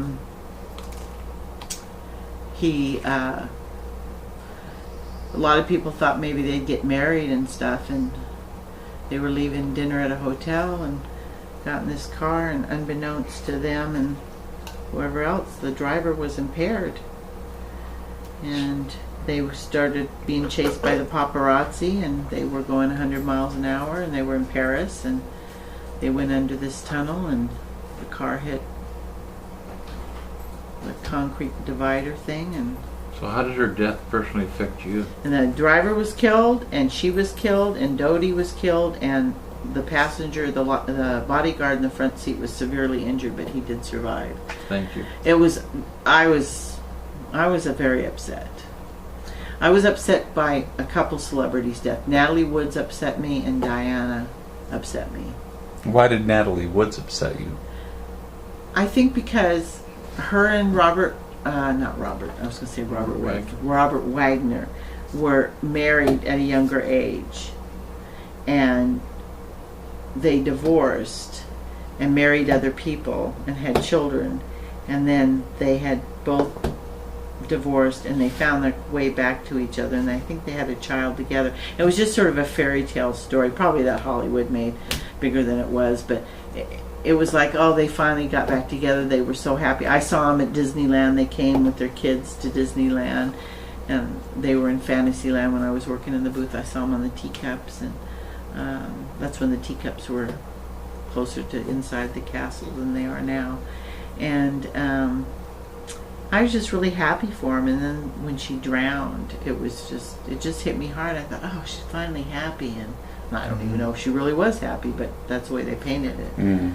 And then So it was all in possible. she was afraid of, she couldn't swim. She really didn't like the water and stuff. But back to Diana. Okay. So yeah, I was very upset about it. It was very sad, and the people just went crazy, especially in England. I mean, the front of Buckingham Palace was so full of flowers that you could hardly walk. And then, I don't know how much longer, what was the next day, and the Queen spoke, and Talk about that. the Queen got on television and to make a speech, which I guess was unheard of, and, you know, expressed her, you know, sorrow at Diana's death and blah blah blah blah blah. My dad didn't buy any of it. Well, what is your impression of it, of her? I don't know how I felt. I wanted to believe her, you know, and I really don't know that much about that, but it was a nice thing to do. But she kind of did it after a lot of pressure, because no word was coming from the royal family, and they started getting criticized for it. Mm-hmm. You know, because there was that, you know, she had taken Diane's title away and all that kind of stuff. So Weren't the boys living with her? they were back and forth. But, you know, he was heir to the throne, so he was under their guidance probably more. She was so beloved because of all the charitable work. Oh yeah, did, she too. was a great loving person. That's why I said she had a lot of Leader AIDS love. charity, wasn't she? That's what I just said. Oh, you said AIDS? I said she went and hugged the AIDS patients. Okay, moving on. But anyway, no, I want to say one other thing. Was, I don't remember if it was a few days after that or how long after it was, but Charles and the boys did come out to view all the flowers and stuff. And sort of kind of greet the people, and people kind of kept their distance because out of respect and stuff. But the saddest thing was at her funeral when those boys walked behind her casket. It was pulled by a horse-drawn buggy, and it was so sad. And poor little Harry, he was so young then, and he had his little head bowed down. They loved her. It was very sad. Lost their mother. But, you know, I have to give Charles credit. He stepped up after that. And I think he really did change because of her death. He sort of took up that loving, more hands-on father. And he ended up marrying Camellia, and they accepted her into the family, the boys did. So, you know, she must be an okay person. But there was a lot of resentment at first towards her. Even though she looks like a horse. He loves her. Charles loves her. It's all that matters. So, anyway, Diana did a wonders for her boys, and now her daughter-in-law, who she never, you know, got to meet because she opened the door for all that. Now Kate more or less Kate and William call the shots on how their children are raised, and it's way different than it was. They live apart from the royal family. She stays at her parents for long periods of time with the kids and stuff like that. So anyway, enough about that. I could go on and on, I guess. The other thing we were going to talk about is the Blankens at that time. Getting married? Or Pregnant. Pregnant. Yes. So at the same time, into the 80s, your close friends were pregnant. Just one of them. No, yes. Yes, that was interesting because by the time Lori had Matthew, 5 years after you were born, they did sonograms quite regularly, but they weren't as sophisticated as they are today. So she had her sonogram, and they told us that they were having a girl. And they had the two names they had picked out ahead of time were Matthew or Courtney. So, okay. So all we talked about was Courtney this, Courtney that. She had showers and whatnot. People sent her pink outfits, and one of their friends painted them a little rocker with little ballet slippers. It said Courtney on the back. Everything was hunky-dory. And I remember clearly it was the summer of '89. It was August. And my family was out visiting. Carrie, Don, Tom, Susan, Uncle Tom and your Uncle Tom and Aunt Susan, and your cousins. And I think my mom and dad were here as well. And we were all swimming in the pool. And the phone rings, and it's Huey telling me that they had the baby. And then he says to me, and it's a boy.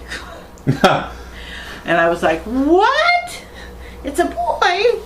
And so I yelled out because everyone knew that they were expecting a girl. And I said, Lori just had a boy. And they were like, what? A boy? So she had to return all the pink stuff. And their friend came over and got the rocker and repainted it with little footballs and baseballs on it and put Matthew on the back. So for a while we used to tease him and call him Courtney. But yeah, so that was their first little baby. Looked just like Huey. Mm-hmm.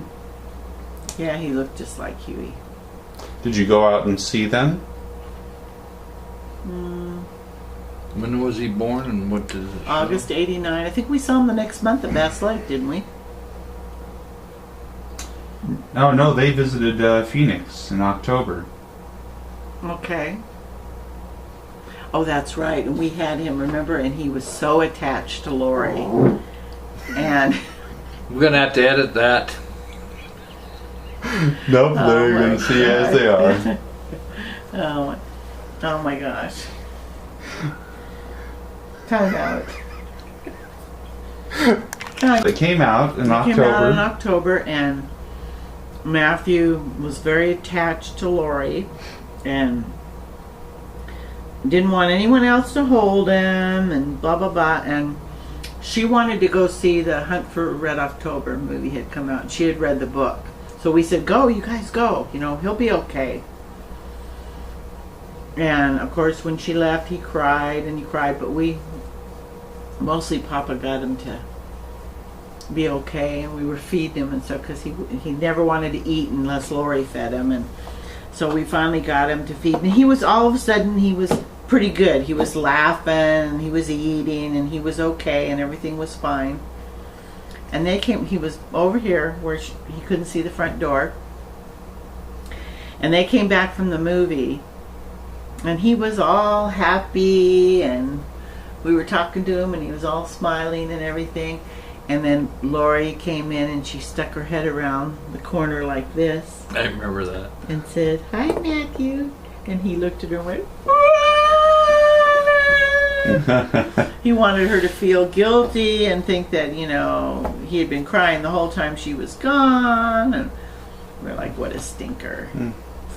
But, so that was fun having him.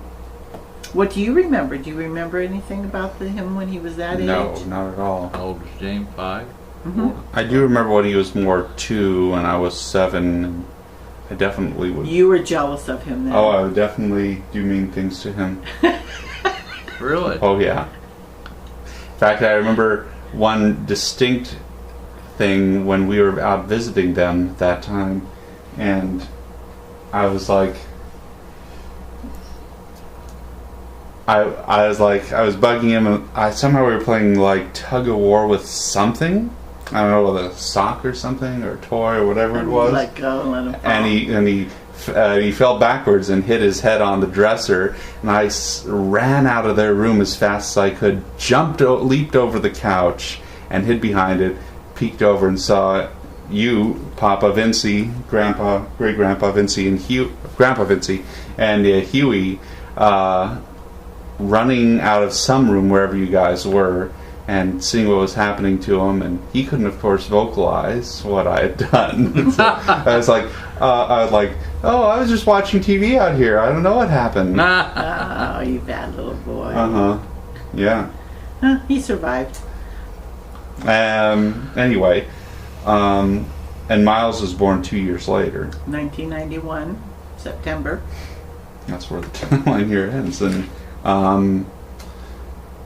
So now we're into the 90s. So then, see, Lori had a real hard time getting pregnant with Miles because she had endometriosis or endometriitis or whatever it's called. And she was on hormones, hormone shots, all kinds of stuff. And then after all that stuff, then she did get pregnant with him. They had sort of given up getting pregnant, and she got pregnant. You hear that story a lot. And then they think that the doctor thinks that all that stuff got her going or whatever. Doctors sometimes, sorry, but sometimes they're just guessing. They don't know. oh yeah, And so, especially in that field. yeah, so she got pregnant, and so then when he was, like a year and a half or a little over a year, she didn't want to waste any more time because she was afraid that, the stuff would grow back and she'd have the same problem again. So she decided they were going to have him, and they worked on it that weekend, so to speak, and she got pregnant right away with Miles. That's why they're just 2 years apart. And so she had no problem getting pregnant with him, and he was a cutie patootie as well. All right. Okay. Anything in those years of elementary school for me? You were working as a volunteer assistant. What would they call Teacher's us? aide? No, not a teacher's aide. It was mom helping out in the Volunteer classroom. assistant.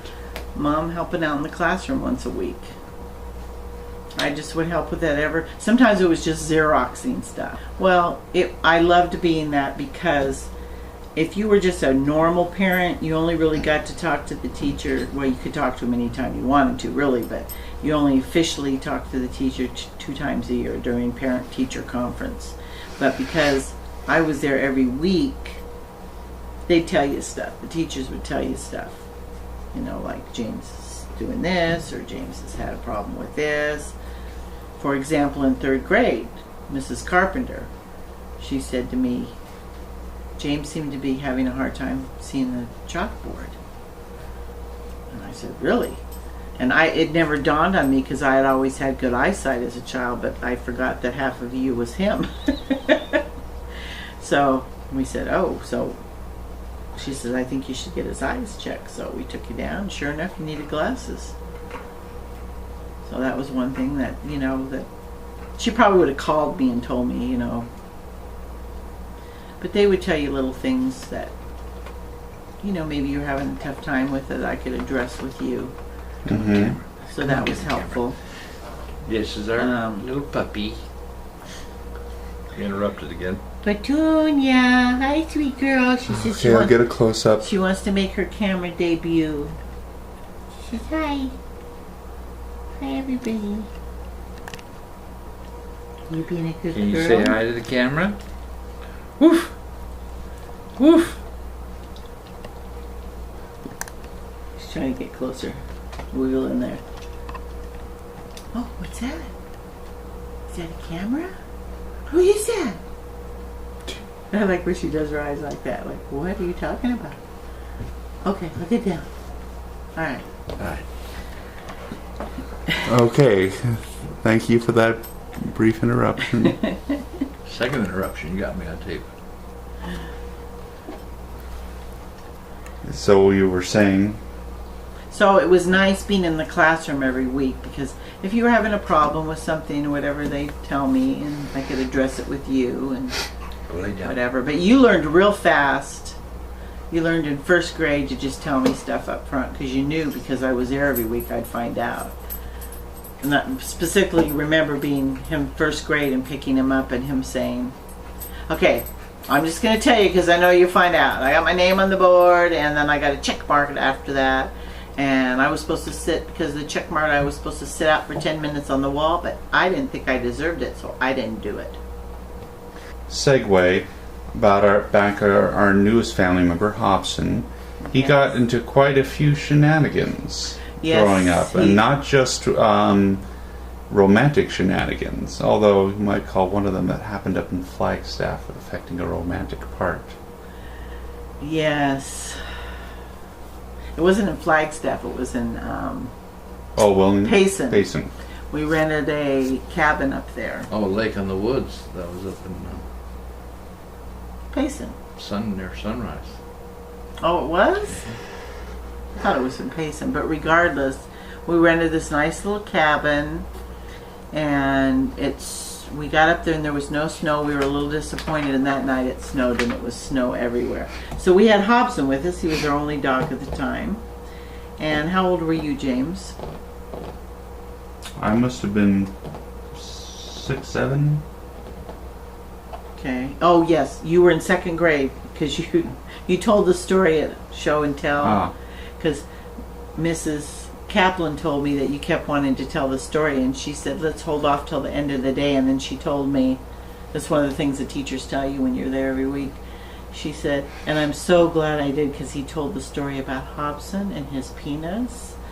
And she said every kid was rolling in the aisle, and she said I would have lost total control of them. So it was a good thing it was the end of the day. But yes, my husband thought dogs should be dogs. I wanted to keep Hobson on the leash, and there was the owners had a dog there who was very friendly and came over. Hobson loved other dogs, and they were jumping around and playing, and I said we should keep him on the leash. And my husband said, oh no, let dogs be dogs. Well, I get in trouble story and it becomes my husband. What happened to my honey bun? That day you were my honey bun. And the next thing we know, Hobson was gone. We couldn't find him anywhere. We walked all over around the lake calling his name. We told the owners he had disappeared, and their dog was gone too, but they said, well, their dog, this is his playground and he knows where to go and not go. There was a busy highway. I was afraid to get out on the highway. So their dog was gone too, so we figured they ran off together, but they were saying, you know, our dog knows the lay of, you know, how to get back and da da da. So we went out and called him and called him and called him and called him. Nothing. We come back to the cabin and he's in the cabin. He had come back on his own and the owners had put him in our cabin. So we go in there, we're so happy to see him, and he gets all excited and starts jumping around, and all of a sudden I notice there's blood. And I'm like, where's this blood coming from? We look at his paws, we look all over. Well, he was bleeding on the inside part of his penis. Because when dogs get erections, that little pink piece comes out, and he had scraped it. And we figured, because he'd get that erection at the drop of a hat. If he got excited about anything, he'd get an erection. And so we figured he was running behind this other dog and went through a barbed wire fence or something that snagged his penis. So we were going to be leaving anyway that next day. So we came home and we took him to the emergency. And the gal there said she didn't really like to stitch it up because she thought it would heal better without being stitched. And so she put him on tranquilizers so he wouldn't get excited. Well, he's a golden retriever. I don't care how many tranquilizers are on. So we come home one day and he's on the landing up there, and that's when we had yellow carpeting all up and down the stairs and white walls. And we come home and he's so excited to see us that he gets up and he starts wagging his tail, and all of a sudden blood just started squirting everywhere. And it was on the walls and on the carpet. It looked like someone had been murdered on that landing. And I was like, oh my gosh. So I said, okay, we're taking him to our vet. So we took him to our vet, and Dr. Wetley, sweet Dr. Wetley, and he said, we told him what the person at the emergency had said, and he said, oh, I've stitched up many of these, so apparently it's not that uncommon. And he said they should have stitched it up, but by then it was healed too much to stitch. So we had to continue with the same. He gave him, I think, a higher dose of tranquilizer, so he'd just sleep. And he slept for a couple days, and it was healed up by then. But yeah, I want to hear James's story.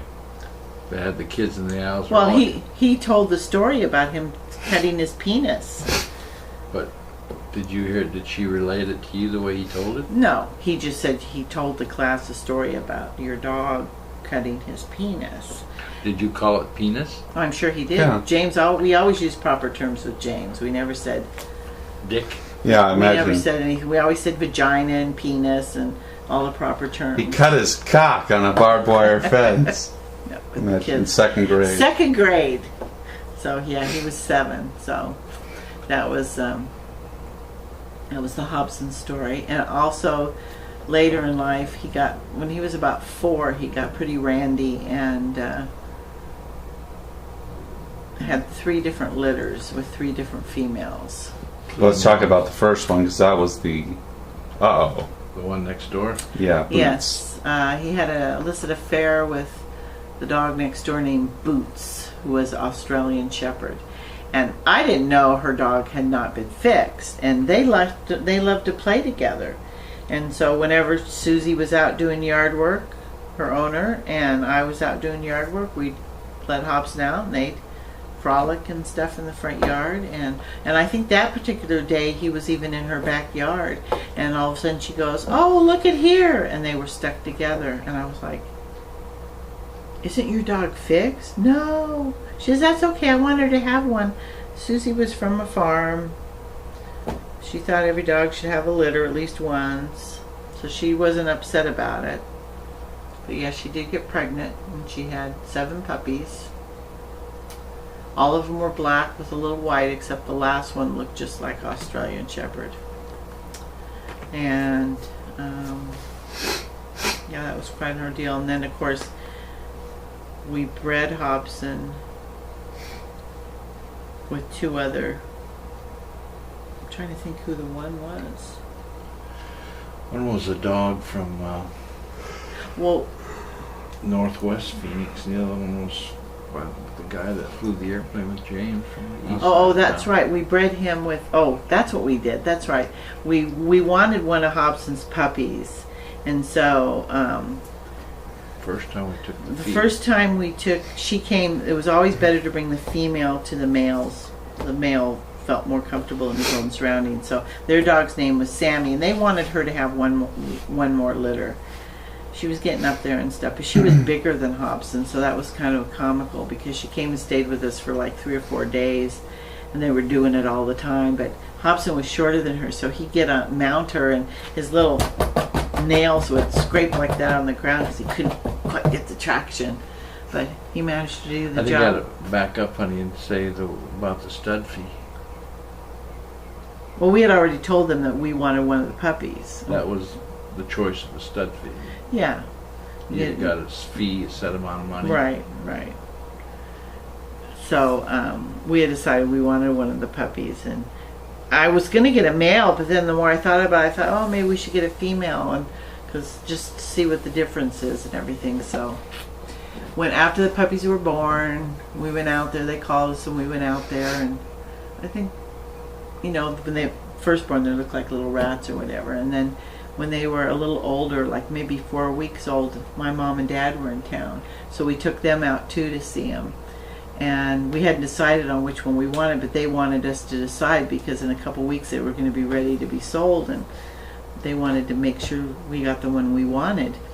And I remember to this day, I picked her up and I kissed her on the side of her face, and she went, and she gave me like a side glance, like, "Don't mess with me," or something of that nature. And I said, "Oh, this is mine. This is the one I want. She's got a little bit of attitude." And my dad said he agreed and everything. So they did something. I think they Didn't shaved her. James have a say? They shaved a little Yeah. piece of her neck. No, he didn't. So I probably said, "Do you like this one?" He liked all of them. So we. How old was James? 94. I was 10. 10. Yeah, because we had Hobson for 6 years before we got her. He was a only child dog until Sammy was He a was very 6. smart dog. she was very smart. When she stayed here, I tell a little anecdote story. When she stayed here, we used to keep the tennis balls in the basketball in the barbecue drawer, because Hobson always would, if he got a hold of him, he'd do something with the ball in the grass, and he'd bite big holes in the grass. If he didn't have the ball, he didn't do it. So we kept him in that thing, and she loved to play ball. So we, throw the ball, and she'd run, and then we put him up in that drawer. Well, she saw us put him up there, and she was out in the backyard one day, and I looked out the window, and I thought, what is she doing? And she had the bottom cupboard open, lighter fluid, spatula, all the stuff that you kept under there, and then all of it, and I thought, what is she doing? Well, the drawer that went back in there had a little space in the back, and sometimes when you closed it too fast, one of the balls would fall to the back of the cupboard below, and I guess she heard that, and she knew it. So she got in there and took all that stuff out, and all of a sudden here she came out with that ball in her mouth, and I was like, you are kidding me. So yeah, she was a very smart girl. And I think that's where Tawny got her smartness from. Because Hobson was a sweet boy, but he wasn't the smartest in the bunch. And Sammy was very smart, and so was Tawny. Tawny was such a smart dog. Now, before we go on, I usually save important events for the end of the decade, but we must address this important one now because we're right about the time when it happened. The most important event of that decade, probably. Are you talking about the 90s? The trial of the century. O.J. Simpson. O.J. Simpson.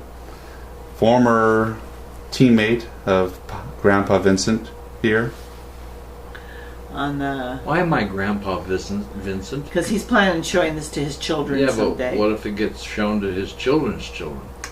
Oh, they'll still be Grandpa Vincent. You would just be great Grandpa Vincent. So, yeah, he was on the track team with Papa, and yeah, he murdered his wife. And we don't know his that. ex-wife. Yes, it's never been proven. Yeah. Well, he was found innocent by. So describe the situation. All right. Well, he was divorced from his wife. They had a couple kids together, and she was white, attractive blonde. He was a big black athlete, and also made some movies on TV and a lot of commercials. Not just on TV. He made movies. Movies and was on commercials on TV. And he was very beloved. He was a USC running back who broke all kinds of records, and he was untackable. It seemed like he got his hands on the ball, and you couldn't put a tack in him. Yeah, untackable. And untackable. Untacklable. Yeah, untackleable. Anyway, and then he went on to play for the Buffalo Bills, and he was beloved there. So he was a very beloved athlete, and he'd done these comedies and Naked. What were they? He's a good-looking man. What was the movie? Naked Gun. Naked Gun movies. He'd done those movies, and he'd done the Hertz car rental commercials, and he was a good-looking fella, and people liked him. He was very well liked. He was divorced from his wife, and second wife. Yeah, second wife. His big, his trophy wife, so to speak. And she had started to get on with her life, and I guess he didn't like it, and he had threatened her, I guess, and stuff, and so all of a sudden comes up that she was stabbed to death with her boyfriend in the front area of her home there. And supposedly OJ was in Chicago when they told him the news, so that was going to be his alibi. But when everything was put together, he was still in town when she was murdered, and then he flew to Chicago. And they were pretty much on the verge of arresting him, and he went on with his Cowan. What was his team? Al Cowlings, who was a teammate of his. And his best friend. Came from the same high school in San Francisco. They grew up together. And they were in the white Bronco. And he was saying he was going to kill himself. He was in the back of it, and the cops were following because they were trying to arrest him. They went to the house and he wasn't there, and then they found him. I guess maybe he left with Al and they were there or something, and so they started following. But they were keeping their distance because he was suicidal, supposedly, this and that, and it was. He was in the back seat and Collins was driving. And it was a. The most it was all over the TV. They interrupted every show to watch this, as well as to watch this Bronco going down the freeway with this drive down in LA. all these cars, Fast. all these cop cars behind, you know. And so this went on for quite a while, and finally he went back to the house and they arrested him. And probably one of the greatest prank calls of all time. Oh yeah, and Howard Stern. No, well, it wasn't. They commented on it, but it was an independent person. Oh, was it? Yeah. They called Al. Peter. Al Michaels producing, but it was Peter Jennings who was not reporting. Oh, was it? Yeah.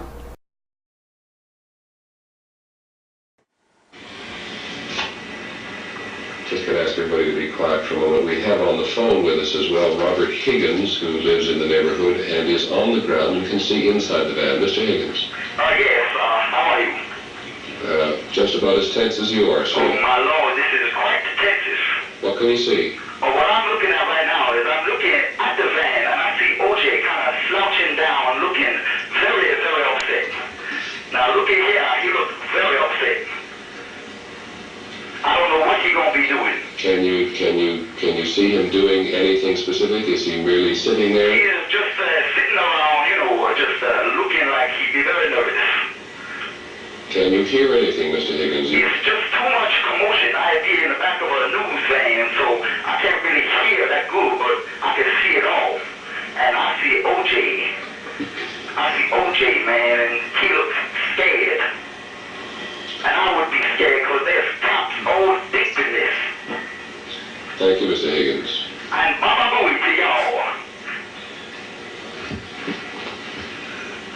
The driveway of O.J. Simpson's home in Brentwood, clearly an effort being made to have him come out of the vehicle. In the doorway of the house, his friend, Al Cowling. Peter, by the way, just for the record, this is Al Michaels, and that was a totally farcical call. Lest anybody think that was somebody who was truly across the street. That was not. He said something in code at the end that's indicative of the mentioning of the name of a certain radio talk show host. Okay, thanks, Al. So he was not there. All right, we have them on every coast. Thank you very much. Not the first time nor the last time will have been had. But And called in to say that he could see the Bronco and all this, and it was all just. And he looks scared.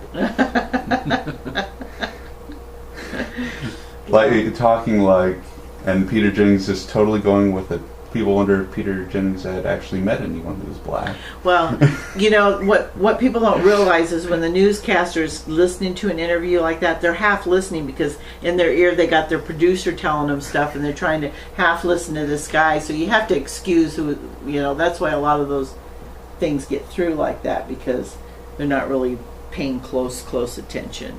Mm-hmm. But because he would have caught on way earlier if he was really listening to what the guy was saying. Supposedly. I mean, that accent he had. And that was the biggest thing with that, was the trial was so watched by so many people because they carried it live on CNN that people stopped watching regular television. The soap operas, all their ratings dropped. In fact, they didn't get a lot of the audience back after the trial. It hurt daytime TV. That's all anybody was watching, and people that were retired or people that work nights or housewives or whatever were tuned into it. It was like everybody was watching it.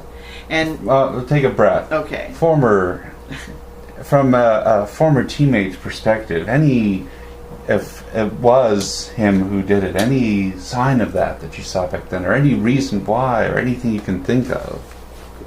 Well, if I had to analyze it, if I had to play psychologist, I think it was... Also from perspective knowing him somewhat. Yeah, when I knew him, he was not, even though he was the Heisman Trophy winner, he was not as successful nationally and internationally as he became. And I think that helped swell his head up. quite a bit his ego, if you will. And I think the fact that his former trophy wife was playing around with other men, he couldn't handle that. Ex-wife, not his wife. Well, that's what former means. Oh, I didn't hear you say former, sorry.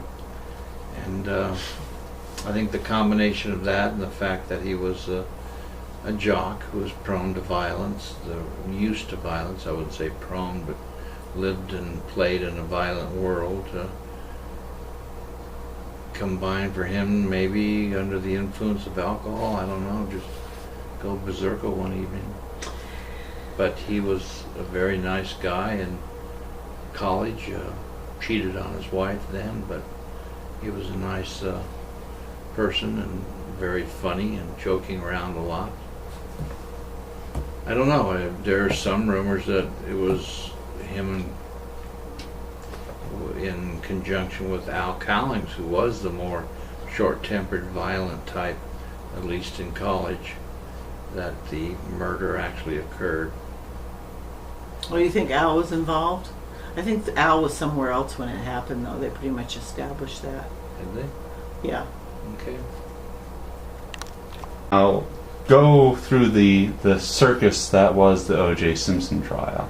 Well, What are some of the things that happened? Because I was... Well, it was a list of, like you said, of circus characters, because the two prosecutors were semi-inept and anxious for the spotlight, but not used to it.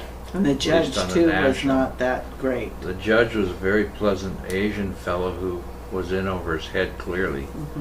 And O.J. had a slew of attorneys. One who joined late and became his primary protagonist on his behalf. I can't think of his name. Black I know, I can't think of it attorney. either. I can think of his Kardashian. Kardashian was part of the first team, and he had like 4 or 5, maybe 6 that were representing him. But after a while, and at O.J.'s insistence, because he had a relationship with this attorney, and this attorney had a great reputation on not just the local L.A. scene, but a national level. He was Cochran. Yeah, Johnny Cochran, that's right. He was a dramatic father, was a car salesman or a door-to-door salesman, and he was raised that way, so he was used to talking and talking loud and dramatically, and he, like I said, had a real good reputation of getting people off, not just black people, but he got a white cop off on the riots of that occurred in Los Angeles.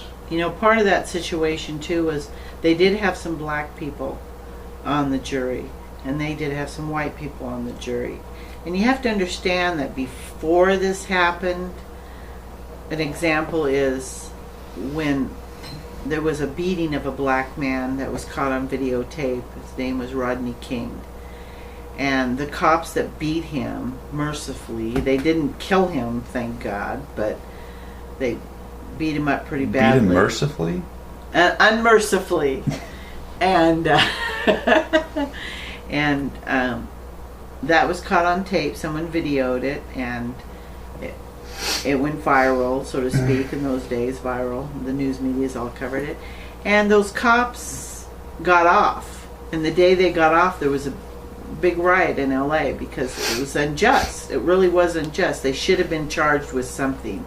And they got off, and that wasn't the only case. There was other cases like that around the country. And I think a lot of black people were fed up. They were like, okay, we're gonna let one of our guys off. So I think the black people on the jury had pretty much made up their mind that he was not guilty, and people couldn't believe he was. Well, my dad didn't think he was guilty for the longest time. He thought the cops had framed him. Why did they think that? Well, because the one cop who said he found one of these gloves in his driveway was a racist, and he had used the N-word before several times. They caught him lying. He said he'd never used the N-word, and then they had proof of it. I don't remember if it was a recording or in writing. Or Strong suspicion of him planting evidence. Right. And why was that? Because What he was it? a racist. And the Oh. thing is when they found the bodies of them, these two cops didn't waste any time going to OJ's house. They had already made up their minds that OJ had done it. And so there was all these things that, and what I think the cops did plant evidence, but I still think OJ did it. They found, for instance, they had photos of the vehicle splattered with blood, dripping blood supposedly from OJ that he drove away from the scene. And then they came up later with a picture of the same vehicle shortly after it was impounded that didn't have the sprinkles of blood. So it was clearly evidence being planted, and that was, from a legal's perspective, he should not have been found guilty. There just wasn't enough evidence That's To make true. it beyond reasonable doubt. beyond reasonable doubt. Right. They had planted a lot of doubt in the jury's mind, black or white. And the thing one of the sayings that came from did you that, get that on tape, that interruption there? Yes. the thing that came on, you had come to your end of your sentence. The thing that came out of that trial was the expression from Johnny Cochran, because this glove that was supposedly was found on OJ's property that matched her blood and everything. In court, Johnny Cochran had him try the glove on OJ In front of the jury. in front of the jury, and he couldn't get it over his hand. It was too small for his hand, and so he said, "If it doesn't fit, If the glove doesn't fit, If you the must. glove don't fit. You must." No, he said doesn't. If the glove doesn't fit, you must equip. You mu- See, he messed me all up by changing. You must equip. If the glove doesn't fit, you must acquit. And in reality, the glove had been soaked with blood and had shrunken on its own. Well, that's what the prosecutors tried to say, but nobody bought it. Truth, but no one bought it. The phrase was such a catchy phrase, and it was so effective of seeing OJ standing in front of the jury trying to tug the glove on that could barely come over his hands. And the prosecutors were raked over the coals for that, because they said they should have never had him try it on before knowing whether it fit or not. So How could they know? It was a combination of stuff like that. They could have objected to it. You could have objected. You Could have can't raised their objections necessarily right there and prevent. said, this is not going to be valid because the glove has shrunk by now, having been soaked in a liquid, and it was a leather glove, and that's what will happen to leather. But So what that was a combination of all those things, and a police detective that was clearly racist and clearly had planted some evidence. Unnecessarily, they had enough against them, and two inept prosecutors, and a judge that was in over his head and didn't know when to allow objections or not allow objections, and Johnny Cochran. And it was a combination of that got him off. Very easily, I might add. It was not even close to becoming beyond a reasonable doubt. Yeah. And what the prosecutors, their timeline was that he had seen her at her daughter's ballet thing that day, and they had words, and then she went out to dinner with her family, and apparently this waiter she was having a fling with came over to the house, and he drove over there and killed both of them, stabbed them to death, hopped in his car, went back to the house, showered, had a car because that was one of the things on the timeline, was this guy who came to pick him up all the time in the limo to take him to the airport said that he had to wait, and OJ was always ready, and he had to wait, and they're surmising he was in the shower then. And then he drove him to the airport, and he flew to Chicago, and he did have a cut on his hand, remember, and he said he had cut it in the hotel on a glass, and they even went to the hotel to examine to see if there was any evidence of any blood on the sink or anything like that, where he said he had done it. But then that you don't know, because the maids could have done a good job on cleaning up, so you can't really. There was another character, if you're almost done, and I can't remember his name or his part in the drama. The housekeeper. What No, was his house guest. What was his name? He was on everybody's lips for the longest time Yeah. because he testified at the hearing. And the funny thing was, OJ, before he went to the airport, had said, or before he killed them, because he was trying to make himself occupied with people, and he asked this guy, "Do you want to go to McDonald's with me?"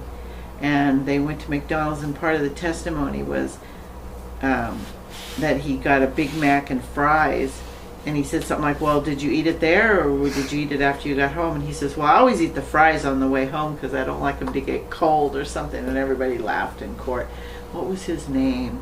And he became sort of a joke because he was living at OJ's in one of the guest houses, and he didn't have any job or anything. He was a two-bit actor, and That was his testimony, that he had heard something or someone outside that's right. about the time that OJ would have been returning from the scene of the crime, but he gave such a terrible testimony that his testimony was essentially worthless. Yeah, he didn't really want He didn't want to get involved. to. Yeah, he didn't really want to, pin anything on OJ. So he just downplayed everything, kind of. But he became a celebrity based upon that. Cato, That was his name. Cato Caitlin. Cato Caitlin, yeah. All right, Mr. Kalin, is Cato your middle name? A nickname. Is that what people call you instead of Brian? Yes. You a little bit nervous today? Feel great. We talked about it, and it was sort of the right thing to do. That not to be in the same house. That I should probably go there. And OJ offered me his place. It was free, and he said, "When you can stay as long as you want, and when it's time for you to go, he let me know." Did you think it might be advantageous to you to stay with the defendant and get to know him for your acting career? I didn't think that. I never asked for anything like that. I was getting rent-free, so we didn't ask anything. Did you think that your friendship with him, your acquaintanceship, especially living on his property, might send acting roles your way? I didn't think that. I never asked. I was hopefully getting things on my own. But So if he'd bring it up on his own. I don't think we're going for the same parts.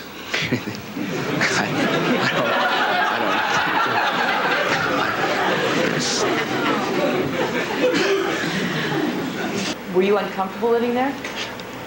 No, it was another maid that was saying things. Another maid Yes, before this. that didn't want you living there? She would say things. Do you want to know her name? Yes. Michelle. Did you have some run-in with her? No. She would say, "OJ wants you out, but I never believed in you. You should go, Cato." I said, "Okay." And OJ would say, "I'll tell you when to go, not Michelle." So she was urging you to leave. Since day one. And what happened next? I gave him the money, and he said he was going to get a hamburger, and I said, "Can I go?" You invited yourself to go with him? Yes. And what was his response to that? Sure.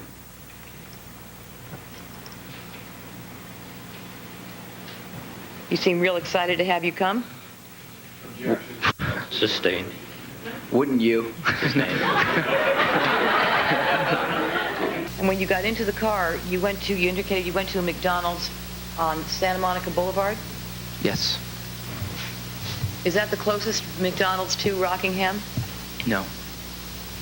Which one is closer? There is one on, I believe, Wilshire. On Wilshire? Yes. But you didn't go to that one. No. Who chose which McDonald's to go to? Who chose the place to go and eat? OJ. And you're sure you did not go to Burger King? Oh, yes. You went No. to McDonald's? McDonald's. Cato. What kind of an name And is he Cato? became It's the Green Hornet's sidekick. Yeah. and he became sort of a cult figure for a while because of that trial and everything. And of course, shortly thereafter, the family of the young man that was killed, Goldman, filed a lawsuit against O.J., a civil suit, and they won hands down, where the standard of proof is a lot less. But they couldn't touch his pension from the NFL. That is non-touchable in a lawsuit. So why is that non-touchable? It's just protected by bankruptcy laws. Oh, because it's technically not his yet. So they forced the sale of some of his items and stuff and got some money out of it, but who knows? I don't know how much. Not much. They were able to get some of the memorabilia, and that's about it. Yeah. He had tucked it all away in the pension. That was a big issue too, and he had put a lot of it in trust for his 2 kids for their college, and that was untouchable. Just to follow up on O.J., I don't know if it's relevant, but he was later convicted of a less serious crime, but actually had to serve 12 years and is in the middle of serving his sentence. This is where he tried to get his memorabilia back that was illegally taken from him, but he went about it the wrong way. It occurred in Vegas, and he caught a tip that this guy in this hotel room was trying to sell it, and he asked a couple friends to go with him, and one of them had a gun on him, and because that one had a gun, it became an armed robbery and kidnapping, and they threw, because they detained him in the room, they wouldn't let him leave, and they threw the book at him. And it was, I thought he got 20 years. Might have been 20, but in any case, it was obvious a makeup for the L.A. criminal trial, and that was the saga of O.J., who is now cooling his heels in a Nevada prison somewhere.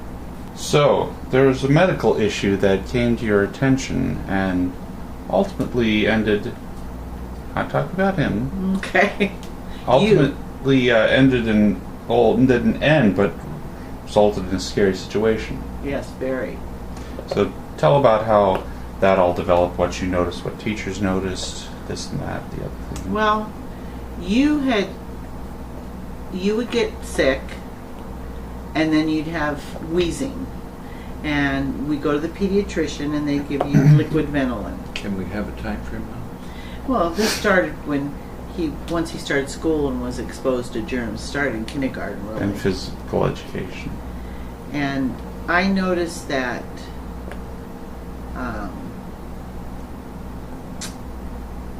he got sick at times. Not then I didn't notice, but looking back, whenever we went up north to the snow, to high altitude, he got sick. Right. And when he got sick, and Dr. Michaels had one time briefly mentioned to me, maybe you want him to see a allergy specialist, but he didn't push it or say, oh, I really think he should do this. He just sort of half, mentioned it. But you seem to always get better. You get a cold or something, take you to the doctor, get you on that. It wasn't a cold, but it was, some infection, because they usually had to put you on antibiotics. And then, oh, he's wheezing a little bit, and they give you Ventolin, liquid Ventolin. So that went on for a while, and then when you were in 5th grade,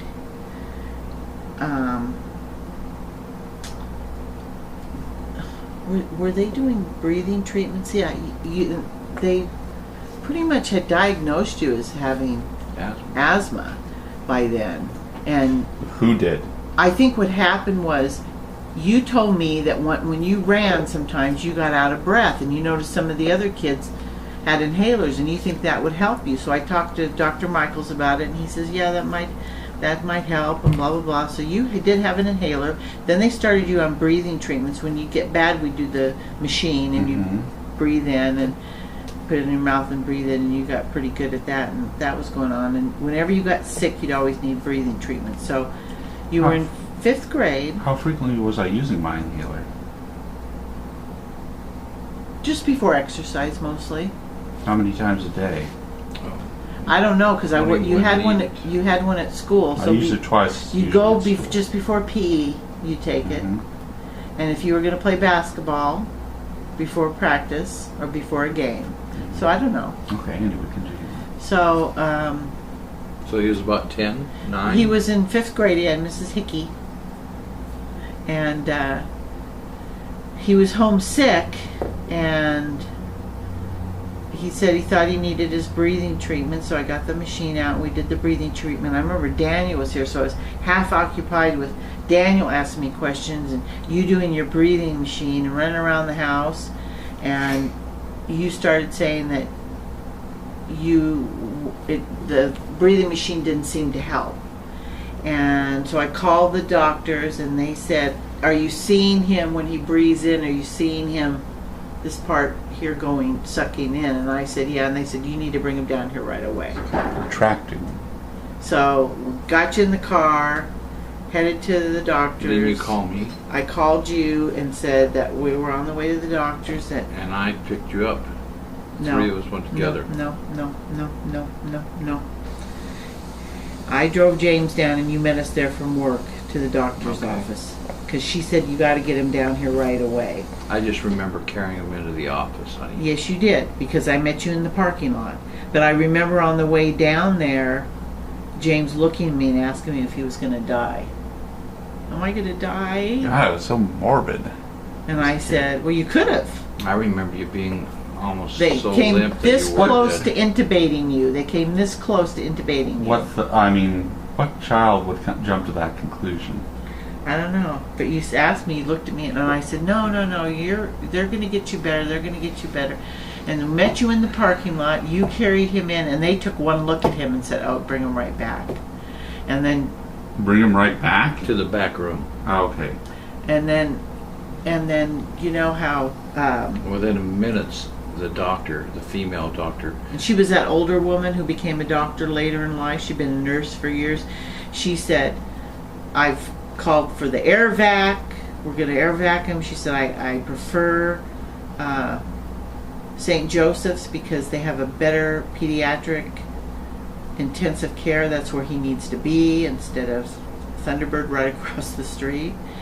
And I lost it when she said that. You got mad, you got irritated with me because you wanted me to be stronger, but I just lost it. I was out in the hallway, but I lost it. And so finally she said, she got on the phone again to the air vac. She says they're not coming, so she called the ambulance, and pretty soon all these paramedics came running in. What did they tell you was going on? Well, the one paramedic hit it on the nose as far as what he did for you on the way to the hospital. He overrode the doctor. What? Elaborate, please. Okay, you were on a certain medicine, Venelin, probably. Uh-huh. And she wanted him to stick with the protocol. And he What protocol? To stay on Venelin. Okay. And he even challenged her in the doctor's office. He said he wanted to change it because he thought you had grown to tolerate it. It wasn't doing what it should do. Your body had adjusted. Okay. And so she, no. So what is he suggesting? He suggested to switch medicines, to do a different medicine because he thought your body had become too accustomed to Do you the remember Venelin. what the medicine was? I'm just guessing it was Venelin because that's what they always gave him. And so... No, which one he wanted to switch I don't remember. And why would I remember? I don't even know if he was on Venelin Venelin. and albuterol are the same. Okay, Yeah. whatever it was. And we got him in the ambulance. They said they wanted me to come with. You followed in the car. And he said to me, I don't remember if he told me then or later, but he went ahead and did what he thought was best, which he went against the doctor's orders, but I guess he felt strongly enough about it. And they were going so slow because he was trying to get those IVs in you while the vehicle was moving. And he would say, oh, bump here, or something he'd see, the driver would see in the road, and he'd sort of hold off. And they got the IV in you, and almost immediately you started improving. So it was the IV that the guy... What did they give me IV? I don't know. Probably Solumedrol or something like that. Yeah. You could look up your medical records, I suppose. You can always have your medical I can records. request my medical records. Yes, you can. Looking up my medical records be illegal. Right. You can request your medical records. So anyway, they got you to the hospital and they took you right up to ICU, and you were in ICU for 3 days, and that's pretty scary. But by the 3rd day, you're eating sunflower seeds and watching. They had a little. What did they tell you there in the when I was in the ICU? Well, the nurses were outstanding. I didn't even hardly see a doctor. I think I saw a doctor for 5 minutes one time. They were so on top of things. You got so much attention, but Mom's going to have to give the details of what they told you. Well, Told about you. well, that he had a severe asthma attack, and they came this close to have to intubate him, and they didn't, because when the guy put the other medicine in you, it Opened up the line. opened everything up. Did anyone give me oral or inhaled anything? Well, they put you on the breathing thing right away, and it wasn't doing anything. Okay. Just like it didn't at home. Gotcha. Okay, continue on. So the nurses were, telling me what was going on. They were saying it's better. They had that clip thing so they could see how much oxygen you were getting, and that was going up. And but the key to all, not the key to all this, but the interesting thing that came out of this was they gave me all this brochure to read on asthma so I would be better educated. And what I came away with it was that I had asthma as well, and I had had it my whole life. I remember swimming, we lived down closer to the ocean. My parents were only 7 miles from the beach, either direction. So the air was pretty clear down there, and that's where I grew up. But whenever we went up to Pasadena, San Gabriel, that area, and I'd swim in a pool up there, I'd be swimming for a while, and all of a sudden it hurt when I took a breath in. Hurt my lungs. And I remember telling my mom once, I said, when I breathe in it hurts, and she said, oh, that's too bad. Oh. So the nursing staff gave me a lot of attention, but what did they say was wrong or anything else, what I needed to do, or? Well, that's where Dr. Chevalier came in. He called me. He went to see you in the hospital. Dr. Michaels notified him, and he came to see you, and he called me, and he said, I wasn't there when he came, and he called me and he said, well, he's a very sick boy there, and he's had a severe asthma attack. He's the one who actually told me that they had to come. It wasn't the nurses, it was he who told me that they had to come this close to intubating you, and he says, I think I can be of help to him, and so I'd like to, after he gets out, him come see me, and blah, blah, blah. And he says, I've done this, I've started him on this, and he's taken this. And that's when, besides just an inhaler and the breathing treatment, you went on more aggressive. And of course, they put you on steroids. And you were so hungry, you were eating everything inside. Do you remember that? Yeah. They did that a couple times, but I always had a pack of steroids, so when you started getting really bad, we put you on those. If I could say, just while we're on this topic, my impressions were when I carried you into the first facility from the car. The doctor's office. It was scary. You were like a limp, shallow breathing. Oh, don't. Starting to cry. I know. Can we get a close-up on that? I think that's why you got mad at me for losing it, because you were so upset yourself. It's hard to talk about when you come that close to really losing your child.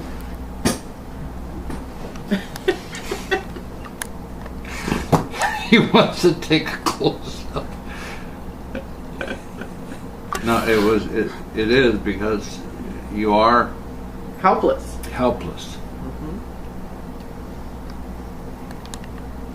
Yeah, I lost it in that hallway of the doctor's office. I didn't around James, but when I got out in that hallway, it was mostly when all those paramedics showed up.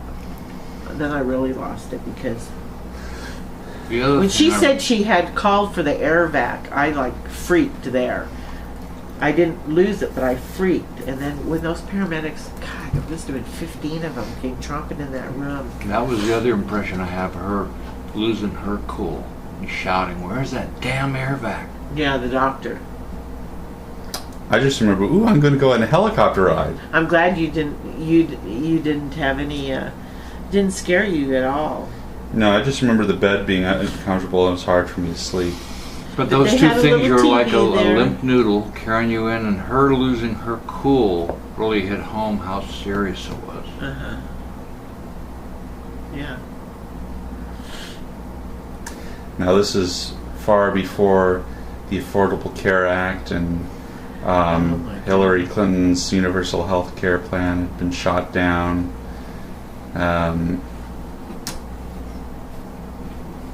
What was your coverage at that time? Well, we did have medical coverage, but it was a real high deductible. And in fact, none of your prescriptions were covered.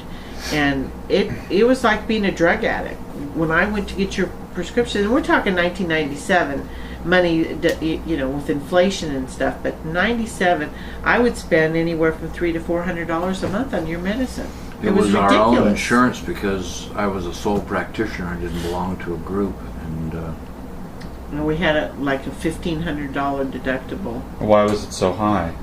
Because that's the way insurance companies were then. They could stick it still through Blue Cross Blue Shield, but it was a different program, and it was only a $500 deductible, and the premiums were lower. And we submitted all our medical records, and it came back that Pop and I were fully covered, and you were covered except for anything that had to do with allergies or asthma. Well, that's the reason why we wanted it, because of your medical problem, with the asthma and allergies. Yeah, and we prior said, well, condition what they good just- is that going to do? So that's the way insurance companies used to be. They can't do that now under Obamacare, thank God. So, I can just remember the hospital bill was outrageous. well, it wasn't. We didn't have to pay as much as it was. Oh, of course not. Because we did have the insurance. even Thank with God what we was had the left. insurance. But I think back then it would have cost us like $75,000. Took a big chunk of our savings, I remember. But we didn't have to pay that. The insurance covered most of that. Or the hospital had to reduce their rates, like they did. Mm-hmm. But I'm we thinking still like- had to pay. We still had So to pay. even though the hospitalization was for an asthma-related thing, the insurance still had to pay for it? No, we didn't take that insurance. It didn't cover your asthma or allergy. Oh, okay. But even No, we with- stayed with on the other coverage, insurance, but Like today, before the Affordable Care Act, they would only pay a certain amount, and the hospital would have to lower it, but it was still like Mom said, a $75,000 bill for those 3 days. we in still had to ICU. pay $1,500 deductible and then 20% of what It was was like owed. $12,000 is a figure that comes Per to year. my We- mind. That we had to pay as a Because result of that episode. you have to pay $1,500 deductible, and then it was 80-20. The Okay. insurance pays 80 and we pay 20, so 20% was still a ton of money. It was a big chunk of money, but you were worth it. And with these medications, was there any social... I know Dr. Chevalier probably prescribed them, but was there any social worker in the clinic that offered free, cheap alternatives or places to get stuff more cheaply or anything No, like but that? I'll tell you, Dr. Chevalier knew our insurance situation, and because of that, he gave us a lot of free samples. Yeah. He knew that we had to pay full price for stuff, so like your Activare, what's that called? That Advair? Advair. Still on that today. He would say, "Okay, well, I have a couple free samples," and he helped us out that way. Anything he had free samples. If he knew you had a crappy insurance coverage or no insurance coverage, he would throw some drugs your way that he had us. I mean, they were called samples, but they really were like a month's supply. And about that time, he was the one, wasn't he, that gave us the tip about getting in the water? Swimming. And we started that regiment with you Is that how I got into here, swimming? as Yes. well as That's exactly how you got YMCA into like. swimming. And we It saw a was big city improvement. pools. Yeah. That's how I got into swimming. That's right. So, let's go to a brighter, somewhat funnier topic, Okay. because this one has a hilarious ending, in my opinion. You might not think so, Mom, but let's talk about our camping experiences. Well, around that time, we wanted to expose you to camping. I guess I should say I wanted to. Mom went along with the group, and We at one time almost bought a pop-up tent, but we ended up buying a fold-up tent that we put together, and some sleeping bags and cots and utensils and the whole bit. And we went Propane about stove. 3 or 4 times, if I'm not mistaken. Oh, we a went couple more than times to that. Muggy on Rim, and a couple times up to Prescott Links Lake area. We went at least half a dozen times. The first time we went with the Pucketts, remember? Mm-hmm. That's where we had, I don't think I'd ever been camping, because my dad was not a camper. And you'd been, but you hadn't been in a long time, so we went with them and we got a lot of good ideas on how to store stuff in those plastic containers with those lids, and they had the propane stove and bringing food up and cooking and that whole bit. And they did camp too. And We had a good time up in Muggy on Rim. We went to the lake and caught crawdads. I don't know if you remember that. Mm-hmm. the only thing I really didn't like about camping was the outhouses. And you guys have it made. You only have to go there for pooping. You can go out in the wilderness to pee. Women can't. Well, we can. You but could it's- sweat and be Yeah, but it's not very fun. ladylike. No, it's just, something can crawl up there.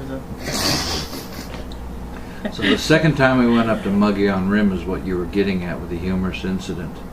It was, I know we went up one time and had no incidents. We had a lot of fun. We had a big open fire there. They had a We pit. took Hobson with us. Took Hobson and We didn't let dogs be dogs, so those days were over. Yes. but the second time in the morning, I remember I went out to take a whiz and came back and everyone was sort of waking up and you were sitting on the edge of your bed and James said, Note Mama. that interruption too. Well, you looked at me. I thought you wanted me to finish it. Go ahead. No, Yeah, you tell. no, you tell No, the no, story. no, no. You looked at me like you wanted me to finish it, dear.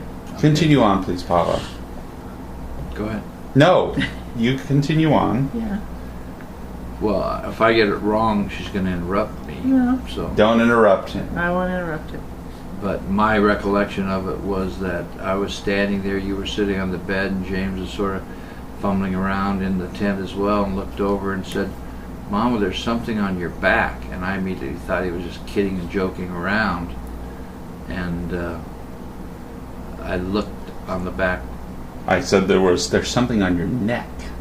No, I said, Mom, don't move. I was standing up. You were still lying asleep. And I said, Mom, there's a big bug on your neck.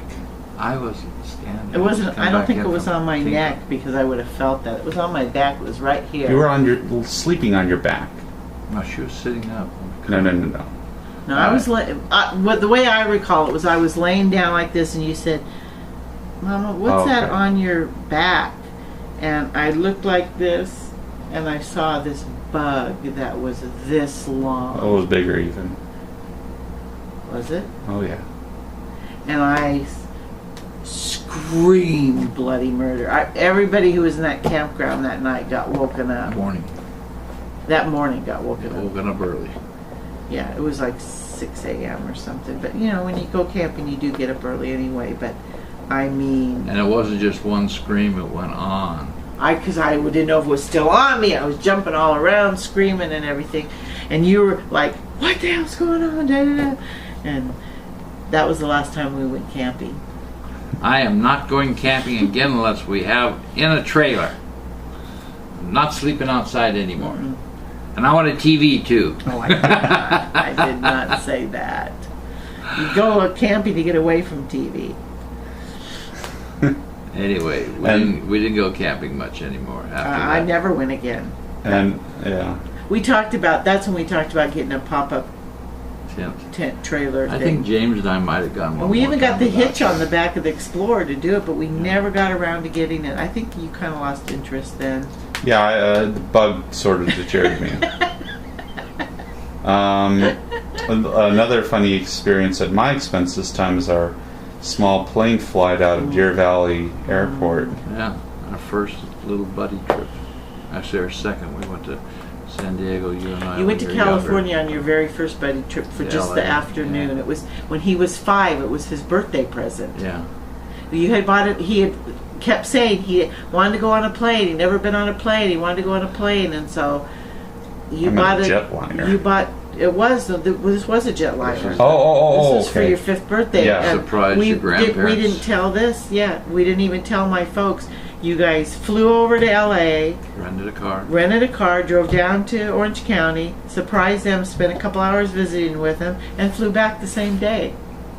It was It's just amazing, a little, wasn't it? Yeah, it was. Well, Isn't it would flying cost so great? $70 No. or something then to You fly. sound just like Will. And you loved it. You stayed glued to the window the whole time. And then when you're a few years older, I took you on a buddy trip to San Diego for a couple days, and we tinkled around. We didn't actually go to any of. I think we drove around more than anything else and saw the ship. Tinkered. But I remembered that I had called Rededale that time to see if Mom wanted to see James. He was about 10 then. Oh, that was the second buddy trip where I took him out on the boat. Yeah, We but that went 2 wasn't times that to was San Diego. yeah, that you mean second buddy trip to San Diego, not Right. second buddy trip. Anyway, getting back to the small plane flight. So that was the in between the second buddy trip. I think we need to After the explain LA. what a buddy trip is. James and Papa took a buddy trip almost every year Starting with that flight when over he to was LA for when the he was day. 5. Just the two of them would go somewhere.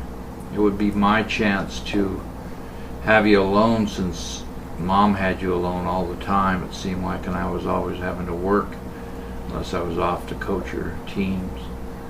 And so I'm not sure who came up with the idea, whether it was Mom or I, but I think it was the spur of the moment that flying to LA that time for the day that it worked out so well that we or I decided to make it a regular summer event.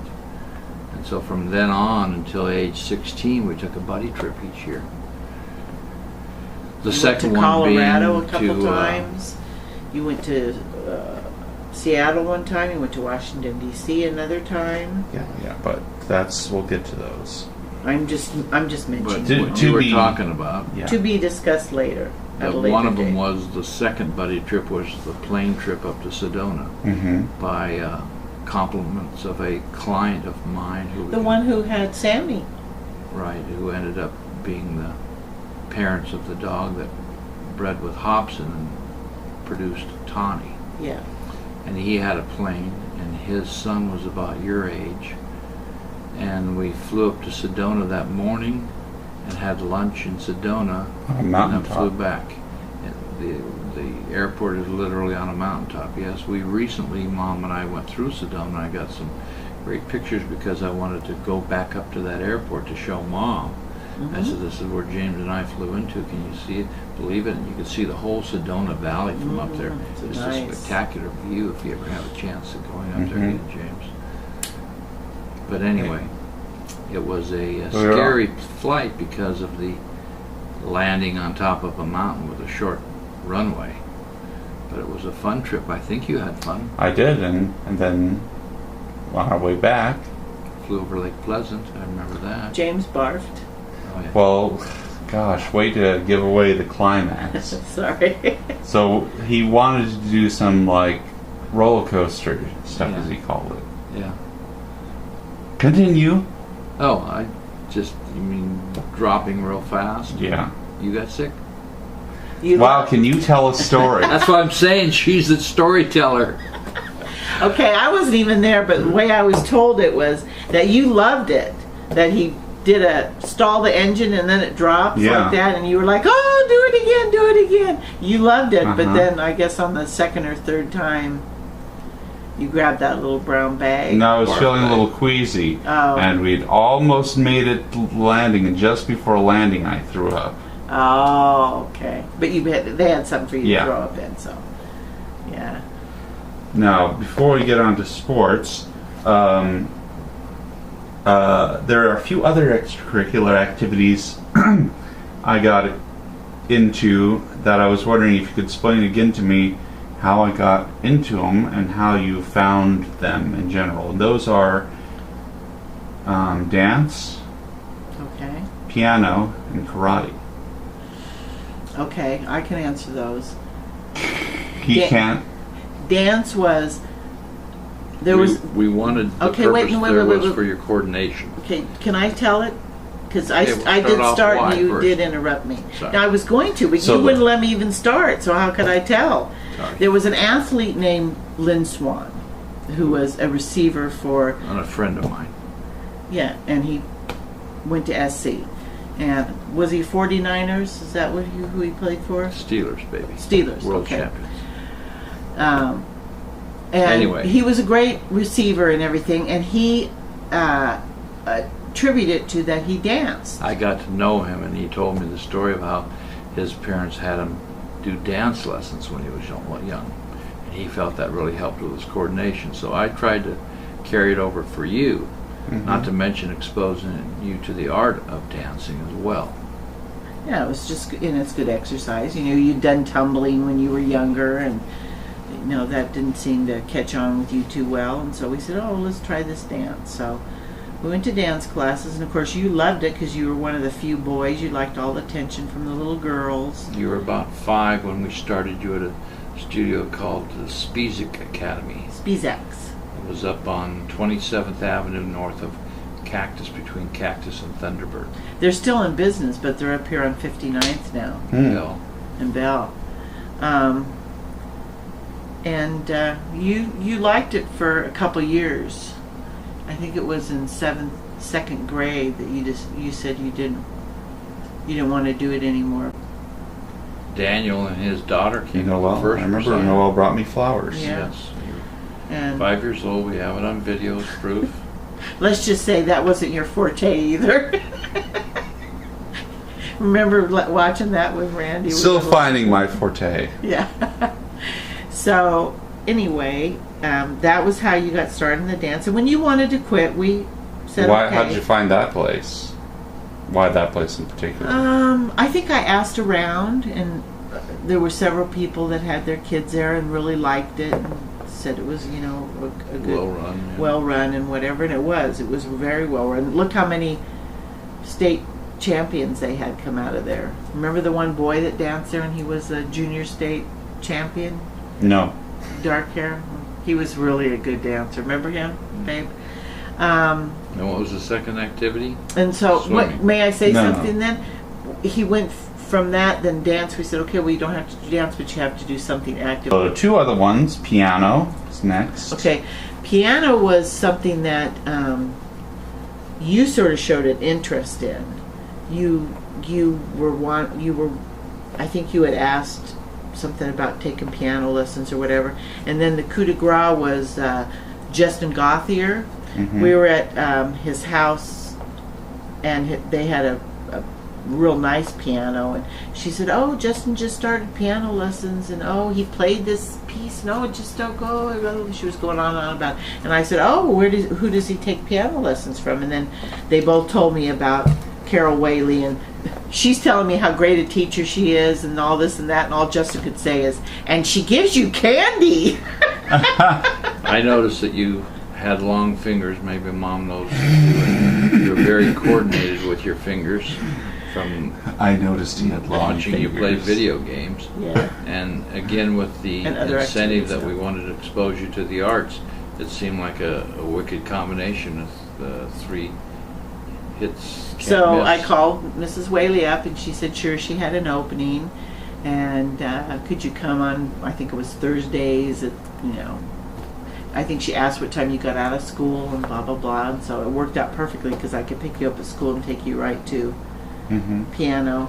And after we both took you the first time because you wanted to meet her and everything, and she did ask, I like to give the kids candy at the end. Is there any problem with that? She always cleared that with the parents and blah blah blah. And after the first lesson, when we came to pick you up, she said, he's really gifted. He's he's very talented. He's got a natural da da da. And we were like, yeah, that's what she tells all the parents. We're sort of laughing. No confidence in me whatsoever. I at least could tell you had the dexterity and the fingers necessary at your age to make those widespread chords and Yeah, but keys. it takes. But the uncertainty is, and we had heard the nightmares about how you invested money in a child for piano lessons and they became disenchanted and you sort of wasted the lessons and the money. I don't think So they're ever we wasted. didn't know whether, well, they certainly are if the person quits after 2 times. So we had told you that we wanted you to give it a go and at least last a certain amount of time. I can't remember what, but there was still that uncertainty. But my recollection is that you took to it. You enjoyed the heck out of it. Yeah, we asked you afterwards, oh, you thought it was so fun and blah, blah, blah. But you did have a naturalness. You're very musical. And, well, you know, what did you expect in elementary school? You could have sung in the choir and you didn't want to. You'd rather go read to the kindergartners. Okay, very nice. So Continuing I on. didn't think you were that interested in music until you heard Three Dog Night sing. Do you remember that? That was the first thing that made you think I was interested in music? You were out in the backyard and you were singing to that Three Dog Night and you could hit all those notes and you were like, it dawned on you. You told me later it dawned on you. You knew you could sing. Oh, really? I didn't know that. And You were then like 4 Daniel then. Daniel heard you when you were even younger, 3. See, all these things added up. You were They playing. added up. You were playing in your sandbox. You might have been 4, probably more like 4, and you were singing Calendar Girl. And you know, Daniel was very musical, and he was working in the backyard, and you were in the sandbox. And he said to me, you know, he's really got good rhythm. He really's got good spacing in his song, and you know, and good, and he can sing in tune. And he remembers the words. Yeah, so he Deadly combination. So you had him telling me that maybe there's some potential there, and then we took you to piano, and she's saying, you know, he really is gifted. And you guys thinking, yeah, she Well, tells that every... You have to be a little skeptical because you know, but looking back, of course, she wouldn't say that. If And the first recital left no doubt. Right. The first recital was... You were so head and shoulders above the kids. You're and you'd only level playing as long as you had they had played, you had played.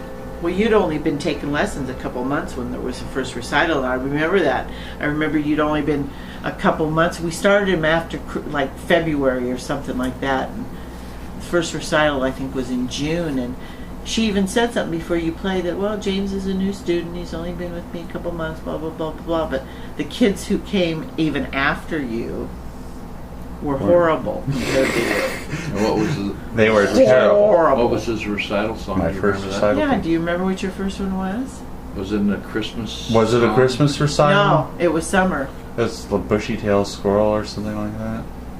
Maybe it was Christmas. I thought it was Christmas. Christmas was Home for the Holidays. I think it was Christmas now. We must have started you then at the beginning of the school year. Yeah. Yeah. You were like 9, I think, weren't you? Mm-hmm.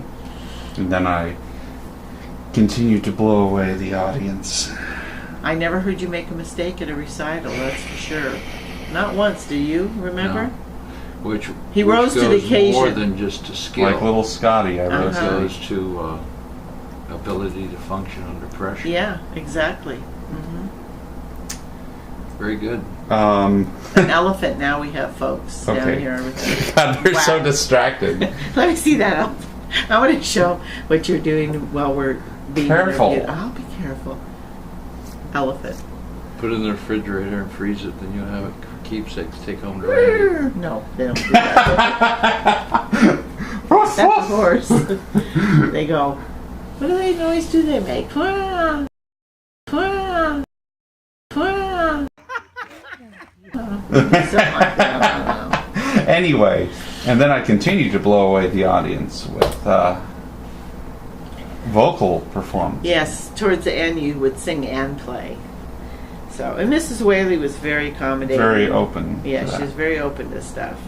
I have to give her credit. So then the third thing was martial arts. Karate. I could tell you That again was my That was Papa because pushing. Nick Catella, who he practiced law with, had twin boys, and he said the best thing he ever did was get them in karate because it gave them confidence, it taught them discipline, they could defend themselves if they had to, and all that sounded great to Papa, so he said, you're doing martial arts.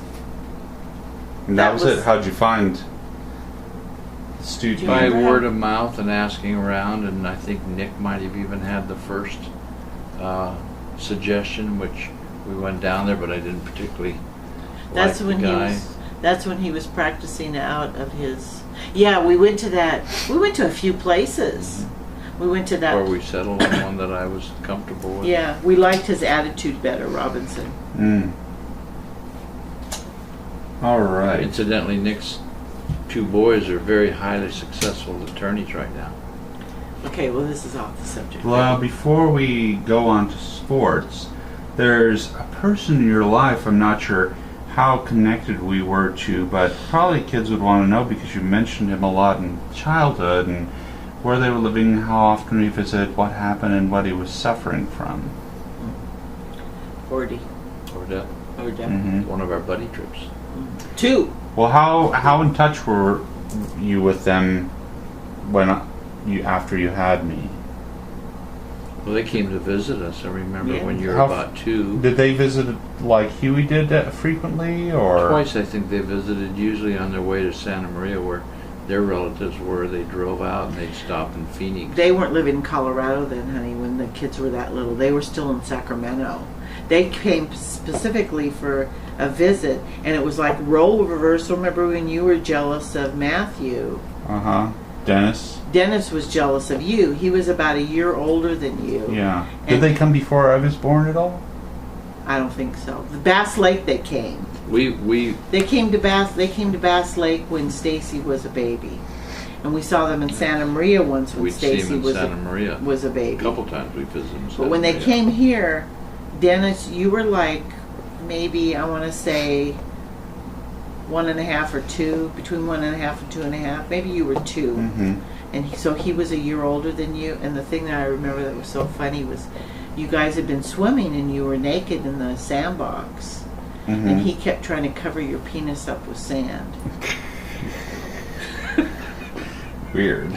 But anyway, we maintained a fairly consistent relationship, visiting them in Santa Maria, or they'd stop here. And then they moved to Colorado Springs, and we took a trip over once with you, I thought. Well, here's what happened. You guys took a buddy trip once, and then we all went on a trip there. And then you guys took a buddy trip again And it was without that me. second buddy trip that became alarming, because Jimmy, who had been my childhood friend, we grew up together, was drinking excess of alcohol, and his dad had died from alcoholism, and that's what it was alarming. And he would have a large glass in the morning with Coke in it.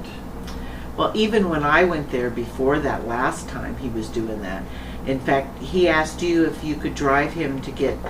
He was going to the VA because not only was he drinking, but he was on pain pills and muscle relaxers and all this because he said he had a bad back, and he says, Can you drive me there? And you said sure. And he had this mason jar in his hand, and I said, what's that, Jimmy? And he says, oh, this is my Coke, but of course it had vodka in it. Let it be known that was not just a trade of the VA, my children. It was a trade of all doctors at that time. We made enormous mistakes, continue to do so to this day, and probably will in the future. But moving on.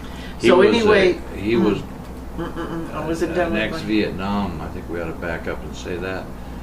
He was a paratrooper there in the 101st Airborne, and that's where he became addicted to not only marijuana, but more so pain drugs. I don't think he was addicted to marijuana. I never saw him. I don't think he was addicted to marijuana. But the He pain might have pills smoked he started. marijuana over it. So anyway, I'm breaking in my story. So he asked you to take him to the VA that morning, and I made the comment about, I thought it was weird he had a drink in a mason jar, and he said, oh, this is my morning concoction or something like that. And it was booze and soda. And when you guys left, I looked at Linda and I said, what's wrong with Jimmy's back? And she said, absolutely nothing. She had no sympathy for him, but at that time in their marriage, they were still married, and I don't even know what's going on with him now, but they were still married, but she was done with him, basically. They weren't married in any other sense of the word except raising their kids. And it's a shame. I'm sure he was a difficult case study for his spouse, but she really did give up on him. the second buddy trip that we went out there for, he had gotten worse and more distant from the family, where she just didn't have anything to do with him. And even the kids, although boy enjoyed doing things as far as fishing, because Jimmy loved to fish, and we even took you trying to fish. I caught one. Remember? Yeah, but we had to go to a hatchery to do that. I know. And Jimmy took us to this lake, a guarantee to catch fish in this lake, and we were there a couple hours and did a thing. So we had to Raining, take him cold, to and the miserable. trout hatchery. Yeah, But it was very it was sad. sad. Even before that, way before that, one time we didn't know how bad it was. This was when I don't even know if Dennis was born then. He must have been. It was like their anniversary, and we were at Bass Lake with Huey and Lori. I think they just had Stacy then, and he had bought her this ring, and it was like their 6th anniversary or something, and he was going to give her this ring, and he was told us all ahead of time, oh, blah blah blah blah. And after dinner, and Lori and I were all romantic, we're thinking, oh, he's going to give her this ring, and she's going to be oh. And when he gave her the ring, he started saying stuff like, with this ring, I promise I'm not going to drink anymore, and blah, blah, blah, and all this other stuff. And she was just like, yeah, I've heard that all before. She just had absolutely no, you could tell even then she was disheartened with the situation. Disenchanted. Because he had promised her several times he wasn't going to drink. We didn't even know that then. That was the first time I had ever heard that, because he wasn't. You hike during the day, come home, pop open a beer, it's like, no big deal. But by the time on your last buddy trip, I remember you came home very concerned. Well, in all fairness, it had been going on a long time. When he first came back from Vietnam, I remember when we stayed at the Bongers, and he was heavily into the pain medication there and complaining of a bad back. So he may well have had a bad back, but he was using it as an excuse to get pain medication, not getting the proper treatment for it. And when he started combining the alcohol with the bad back, the pills rather, then I think that's when he went down that slippery slope, and Linda gave up on him, which put him into a depression that caused him to drink even more, I'm sure. And it climaxed to me when we went out there on that second buddy trip, and it wasn't as if I didn't try, because I was trying at the Bongers when he first came back to get him to wake up and look at things, and I could talk to Jimmy any tone I wanted to with any kind of forcefulness, but even then I couldn't reach him very well. I got promises from him, but that was it. And this first time to visit buddy trip, I got promises from him, but when we went back on the second buddy trip, he was worse. And even then I tried to reach him, and you could just say he's just tuning out. He didn't want to hear it. Even tried, when you came home, you told me, you said, I even tried to plead with him that his own father had gone down this path. And when I brought up his father, all he said was, what was his dad's name? Jack. He said, oh yeah, Jack. Oh, I miss Jack. It wasn't even registering what you were trying to say. He was in such a stupor from the early morning that, and I wouldn't let him drive anywhere. I was driving the whole time that we drove around there. So after that, I tried phone calls, and I'd call Linda and try to find out how he is. And I remember one call we talked to his son and try to get information off of him. What was that conversation? Dennis just said, you said, I'm alarmed because I haven't heard from him, and I'd write him, and there's no response. And when I've called, no one would answer the phone most of the time. And now you had Dennis on the phone, and he said he doesn't talk to anybody anymore. He says even his best friend who lived there in Colorado Springs, he says he won't even see him anymore. He says he just stays down in the basement. So it sounded like the kids had sort of given up on him too. Yeah. And I don't even know if he's alive anymore. I don't either. It was just we couldn't have any contact with him at all.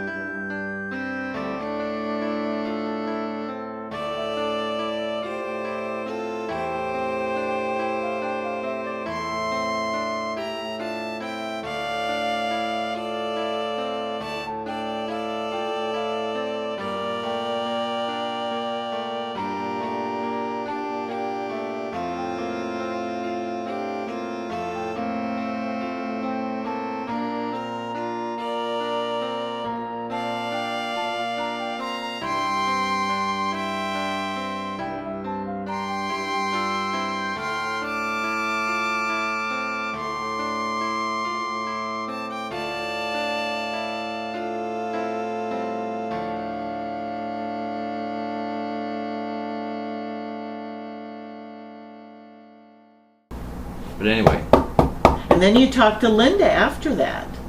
Do you remember?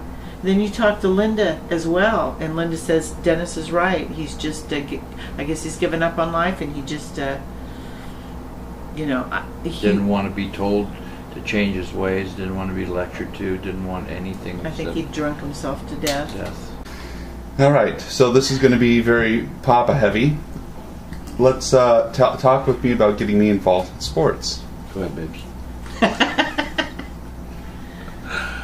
Oh, I can tell. Well, we talked already about karate and... Well, those are extracurricular activities. I'm particularly talking about sports. You wanted me to get involved in some kind of sport, whether it be baseball, basketball, you can try football. Lay the foundation, babes. Okay, so we tried them all. Why does she have to tell? Well, we wanted you to participate in one sport for lots of different reasons, but the most important ones, I guess, would be to keep you busy, so that you didn't just end up in front of a video TV screen your whole life, or went out in the streets and did drugs or other terrible things. We wanted you to develop your coordination, and a big reason was we wanted you to participate in team sports, because what team sports provides, working in unity with other people, learning to get along for a common goal. It's important life lessons, and having been brought up in sports myself my whole life, I knew the importance of the intangibles that they provided. So that's why we wanted you to... You're forgetting the most important reason. Excuse me for interrupting. Sure. For me, it was... For you, it was all that. He could get that stuff, too, from other things like theater. You put on a production together, you work together, all those things. But for me, why different from theater or something like that, or choir or something like that, was the physical activity. It was a way to keep his body in shape. Okay. With some kind of physical activity. It had to be some kind of sport.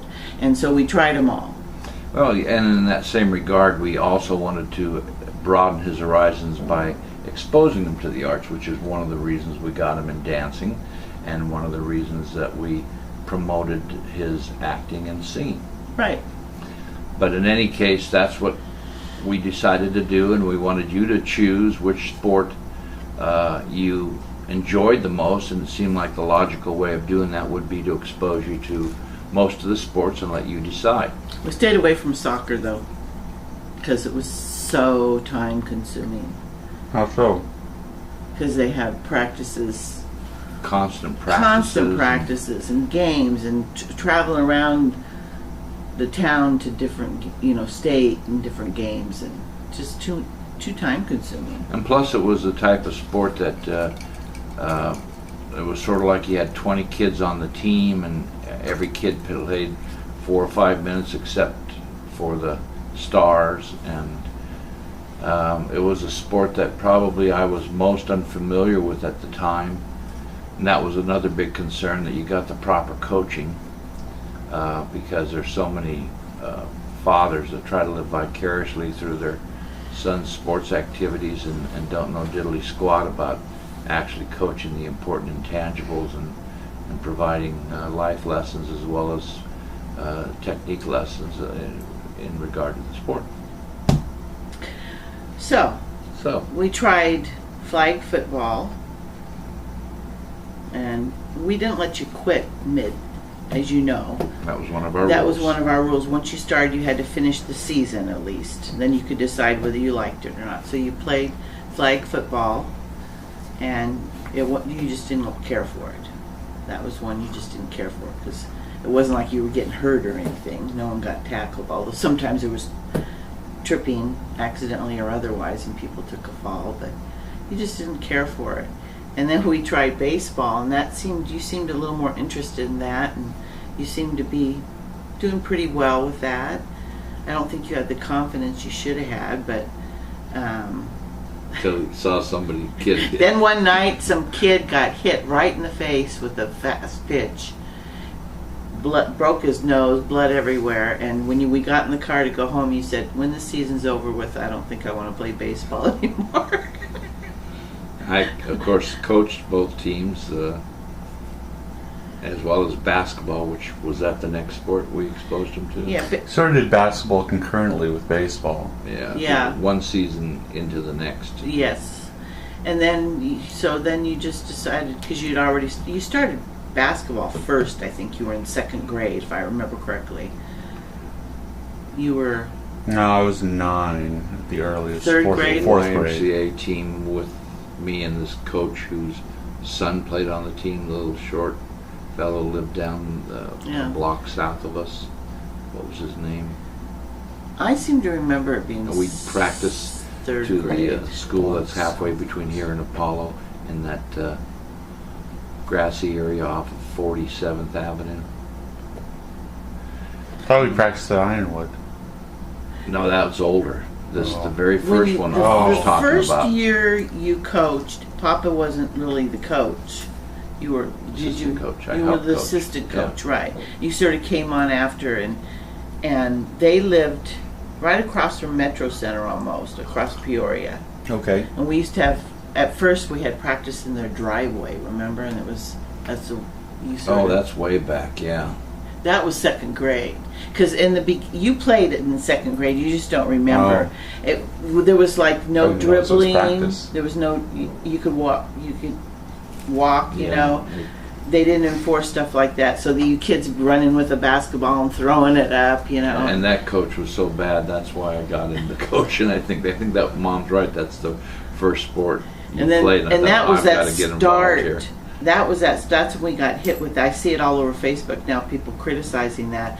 And we did too. At the end of the season, it was like, oh, we need money for trophies. What do you mean money for trophies? Oh, every kid gets a trophy. How come every kid gets a trophy? Oh, they get a participation trophy. So they give everybody trophies, and it's like people blame. That's one of the things people blame nowadays for the younger generation having what attitude is it? A reward attitude, no No, matter not reward. what the Not accomplishments are. expecting. What do they always say in politics nowadays? I know. It's where you get a reward even if you haven't accomplished anything. Yeah. False. Entitlement. Society. Yeah. These kids think they're entitled to everything. You know, I'm entitled to a good job. I'm entitled to this and that. And I think they might be right. We protested. We thought it was ridiculous. But parents back then, I guess they remembered having hurt feelings not getting a trophy, so they didn't want their kids. Oh, heaven forbid a kid get a little hurt feeling. Oh my goodness. The late baby boomers. That's how you develop Parents. character, and you learn to deal with disappointment And defeat and learn And how to defeat. win and learn how to lose. Yeah, which is the with other grace. intangibles that With sports, grace. Sports teaches that drama Yeah. doesn't. Okay, geez, Right? it's not like a competition. No, here. I mean just on your Why same. do we fall down? I'm not That's the trying way- to compete on you. It's the same line of thinking that you were saying. I The know. distinction. You said the distinction was that the physical part of it. I'm trying to say, in addition to the physical, you don't have that intangibles about winning and losing and character I development. disagree. You can have a bad night on the stage, and you learn how to deal with screwing up. So in a Okay. different kind of Right. sense. But So, and then the second season you coached, you played basketball, was with the coach I'm thinking of, he lived one block south of us. Yeah, or north Wade. of us. Wade. Wade, that was his name. Remember Wade? And we'd practice in the Yeah, no, the rings a bell. courts. and that was like third grade. Mm. Yeah. What kind of coach was Wade? Since we'll never see him again. He was one of those coaches that thought he was coaching the Boston Celtics instead of a bunch of 7 or 8 year olds. And that's, I think, the first year we had the tall kid that went on to play so well in high school, Gerard. Mm. and you could see he was special. But anyway, that's off the topic. So, is that what you wanted to know? Should go into a little more to developing the YMCA team and the usual group of guys. Well, And talk about them May a I little say- bit. Magnificent Seven. He won't brag about himself, so I have to say this part. Papa was when he was talking about coaching and bad coaching, not only did he know the sport of basketball inside and out, but like he had a high Q, like they say. But winning wasn't the most important. In fact, it was probably the least important thing to him.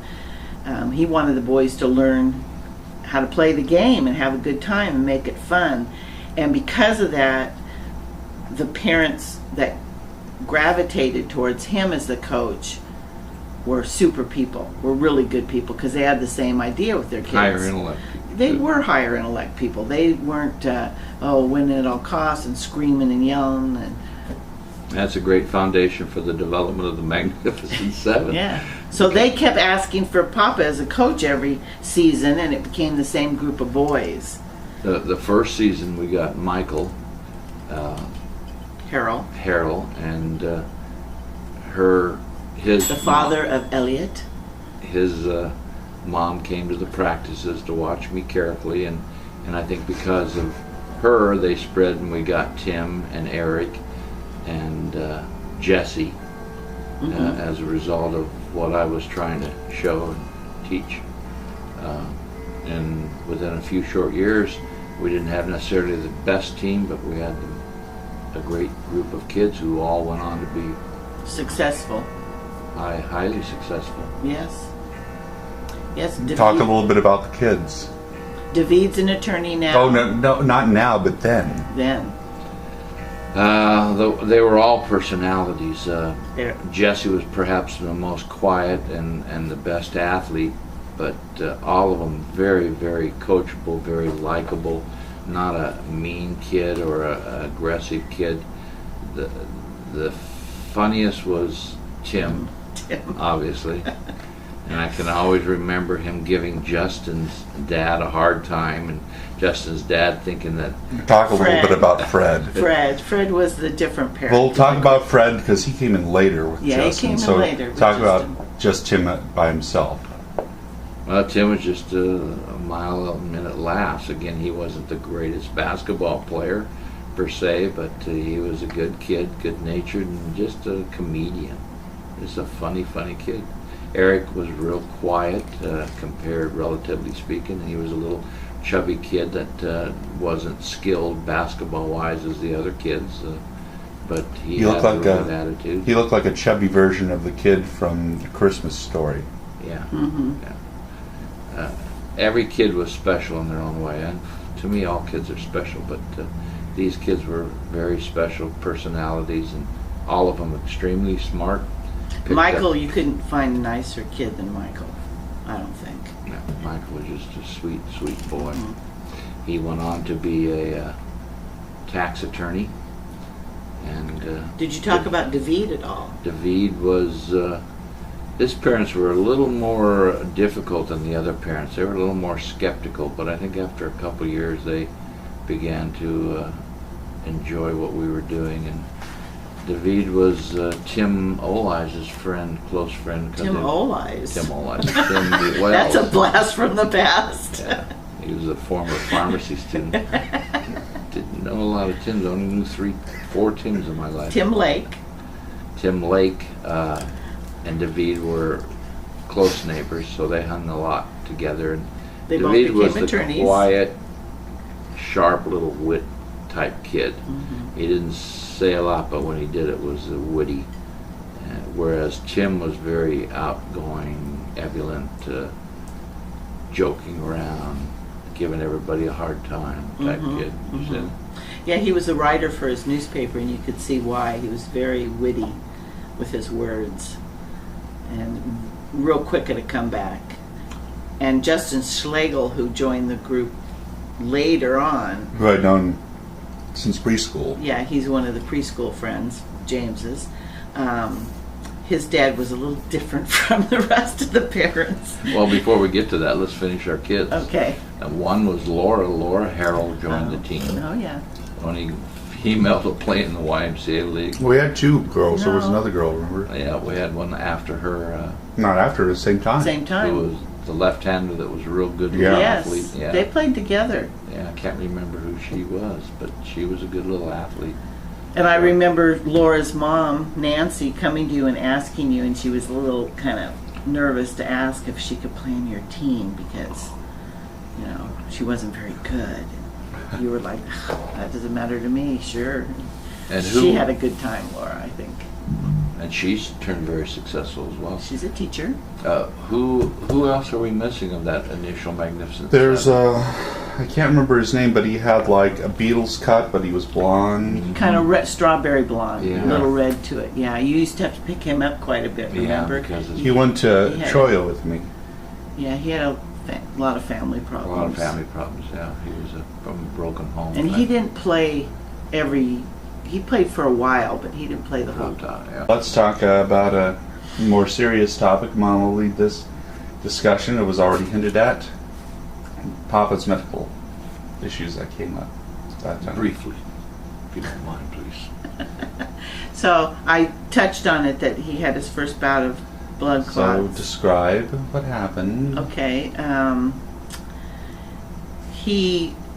This one likes to suffer in silence. He got that from his mother.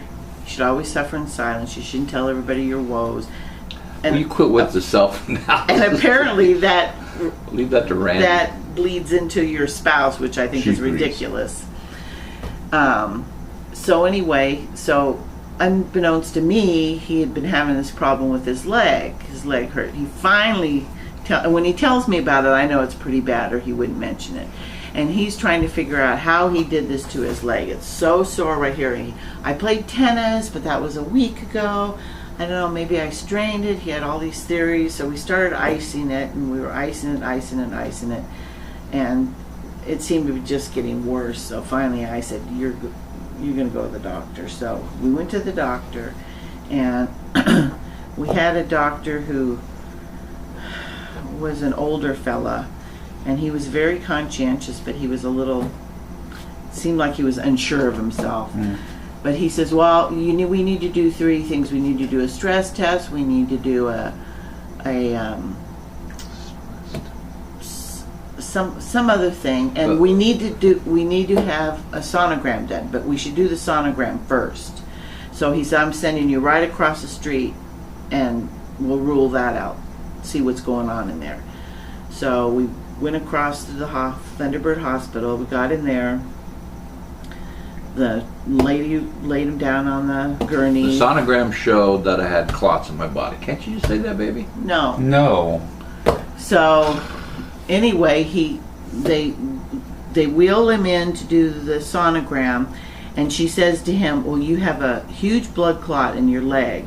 And she says, we're going to have to admit you to the hospital. And he said something like, okay, well, which way do I go? And she said, no, you're not getting up. She says, you could stand up and drop dead right now because of this, so you have to stay laying down. Oh boy. So that scared me. Is that wrong now? That's wrong now, my medical son is saying. So anyway, they put him in the hospital, and they started on the blood thinners and whatever, and he, was in for a week. Got him on blood thinners, got him all better. Sent him to a vascular doctor after that. Specialist. And he had some in his lungs too, and so he had to go see a lung doctor, but there really wasn't much the lung doctor could do, so he said, we'll just see Dr. Volk. And Your son's making faces at you. I don't know why. Continue on. And anyway, he said, well, we have to find out whether this is something hereditary or just a fluke. So he says, well, take him blood, and there's only one place in the country that does it. It's in Kansas, and they'll let us know. He says, if it's hereditary, you have to be on blood thinners your whole life. If not, then once you're, where you should be, we can take you off.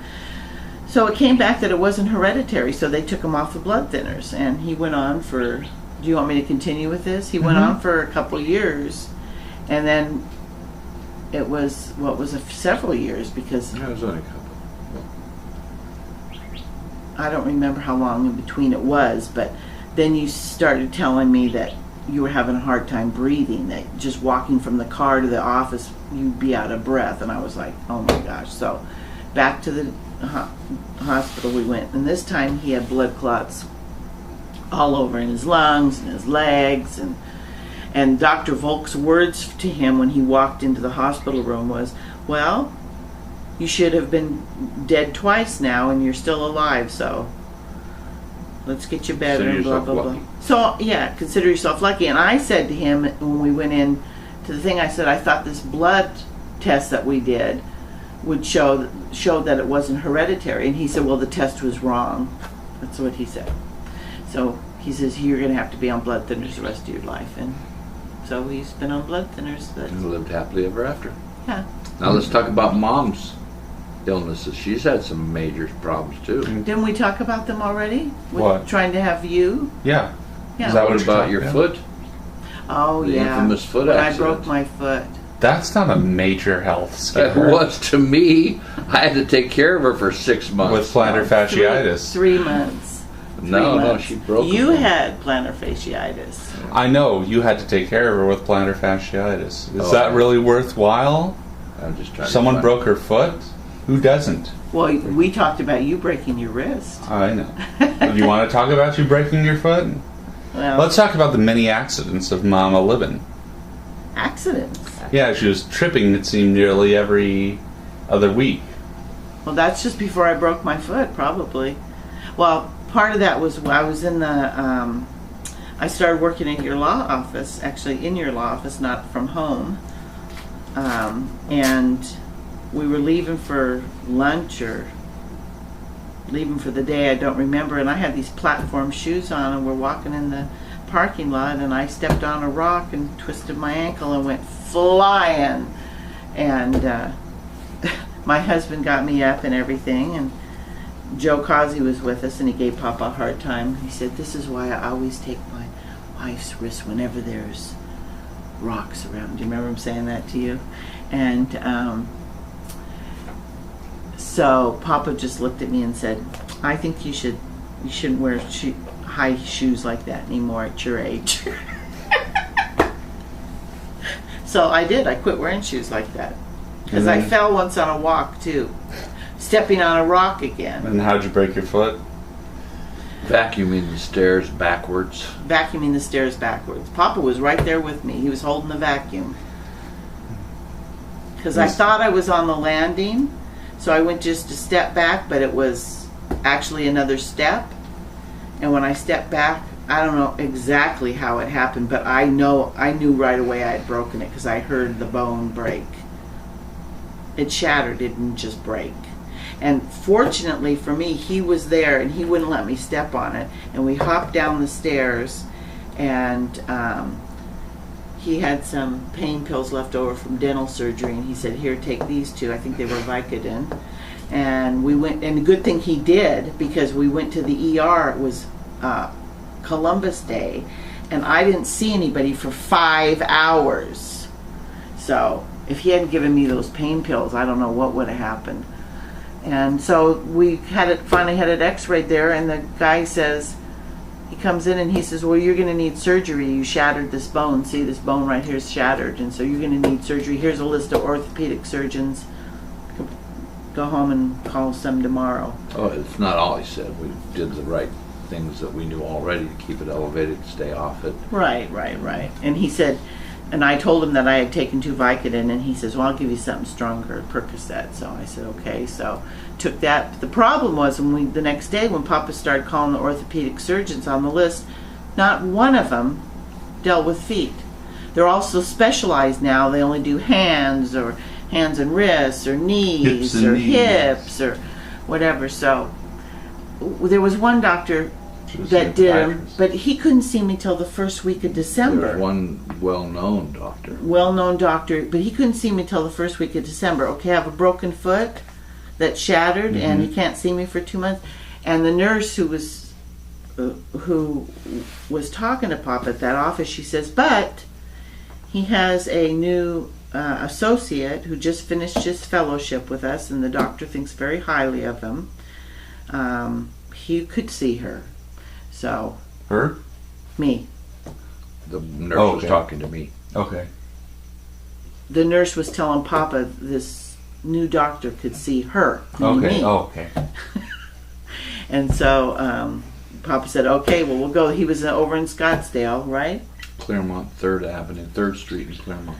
So we went over to see him, and he was this young, fresh out of fellowship doctor, and I loved him right away, because when he came in he looked at my x-ray, and he came in the room and he said, well, I love to do surgery. He says, I love to get in there and do surgery, but he says, I don't think I'm going to have to do surgery on you.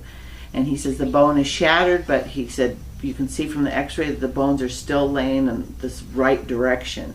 So he says, I think they'll heal that way. And he says, believe me, I just love to get in there and do stuff, but he says, it's better for you if I don't, if you can heal and your foot will be okay. And so I was like, yes. He says, but you have to do certain things. He says, you cannot step on this foot at all for a couple months. And so he was going to put me in a walking cast at first, but he thought better of it, and he said he was going to put me in a cast for, what was it, 2 weeks or a month or something. He says, then I'll put you in a walking cast, but you still can't walk on it until I tell you can. And I think we went back every week, and he had one of these, I guess it's a sonogram, but it's one that you just put it in over it, and you can see right away what's going on. You don't have to go in a special room or anything. It's right there in his office. And it was amazing to watch that foot heal, because these little things come out of the bone, and they like grab onto the bone above, and they just know to do that. Just blew my mind. He says, actually, he says, your foot will be stronger than the other foot eventually, because that bone will be that much bigger and whatever. And he was right, and I did everything he told me to do. And I used to call him Doogie Howser because he was so young. But how young was he? He probably was in his 30s? He might, no, I don't think so. He looked more like he was in his late 20s. You know, so. But he was. And how long did this go on? 3 months. 3 months. Well, and during those this is much later in life that we're talking about. Yeah, it was later, because you were already out of college. You were out of college. So, Mom, let's talk. This is going to be your You Heavy segment. Talk about your experiences raising and then helping with child delivery, Tawny. Oh. So. Oh. See, I never do this nowadays because there's too many dogs in the world. Tawny was a special puppy. Let me start her off. She was well, we touched on that a little bit. No, continue, Papa. Go ahead. Don't interrupt. Caught on tape. That's going to remind Mom about her unique personality. She was different from Hobson. Yeah, we touched on that a little bit yesterday, that she was very intelligent because she got the intelligence from her mother, Sammy, the one who got the tennis balls out from underneath. Tawny was very intelligent and had a funny personality. She knew when she was being funny, and she ate it up. But so I wanted you to experience seen the process and whatever. So we decided we'd breed her. And I found this couple over in Arrowhead that had a male, and so I would have to drive. They didn't really want Tawny staying there because they had like 4 dogs. Ooh. And so we'd go over and we'd visit. A lot of healthcare mentioned stuff, being privately employed in this time. One of the big things to talk about was the passage of the ACA. Affordable Care and Act. The greatest civil rights achievement of this decade. It's the greatest civil rights achievement since 1960s. Which just came down, which, in fact, Carrie and her family were here that week when it happened, and two major things. The surprise count of it was it came from a Supreme Court that was majority handpicked by Republicans, and it surprised people that the decision was, go ahead. Well, the first thing was, what did you... Before we talk about that, what was the things you mentioned? The Affordable Care Act. Actually, the biggest thing, a third topic, was something... Obama got his Affordable Care Act passed. Something that probably is the most shocking thing in your lives is the transition and creation of Caitlyn Jenner. Well, the Affordable Care Act with universal health care was so important. Obama fought so hard to get it through, and spite of the Republicans, he was able to get it, and they've continued even today threatening to try to get it repealed, and the Supreme Court confirmed it, which should lay to rest any further attempts by the Republicans, but I doubt they'll give up. It afforded care to everyone in America, and more importantly to the minorities, and certain contingencies, like they could not deny care for pre-existing diseases, which was our problem with your health care. And then there was, before the big one you're talking about, there was a little something that happened. It was started off with the tragedy that a white fellow opened up fire in a church and killed 9 people that were having Bible study. But what came out of it was talk about the Confederate flag, which to a lot of people represented slavery, and it was the state flag, or hung in the state grounds of South Carolina where the tragedy occurred. They passed a law in the Senate there, the Congress there, and the legislature to take it down. But backing up to the other big thing that you mentioned, the Supreme Court coming with the 2 big decisions. Right. Well, the first one was that they upheld those parts of the Obamacare or Affordable Health Care Act that were challenged by the Republicans. They upheld those, so that was done. And then the side note was the Confederate flag, which was finally brought to attention and taken it down off a government capitol.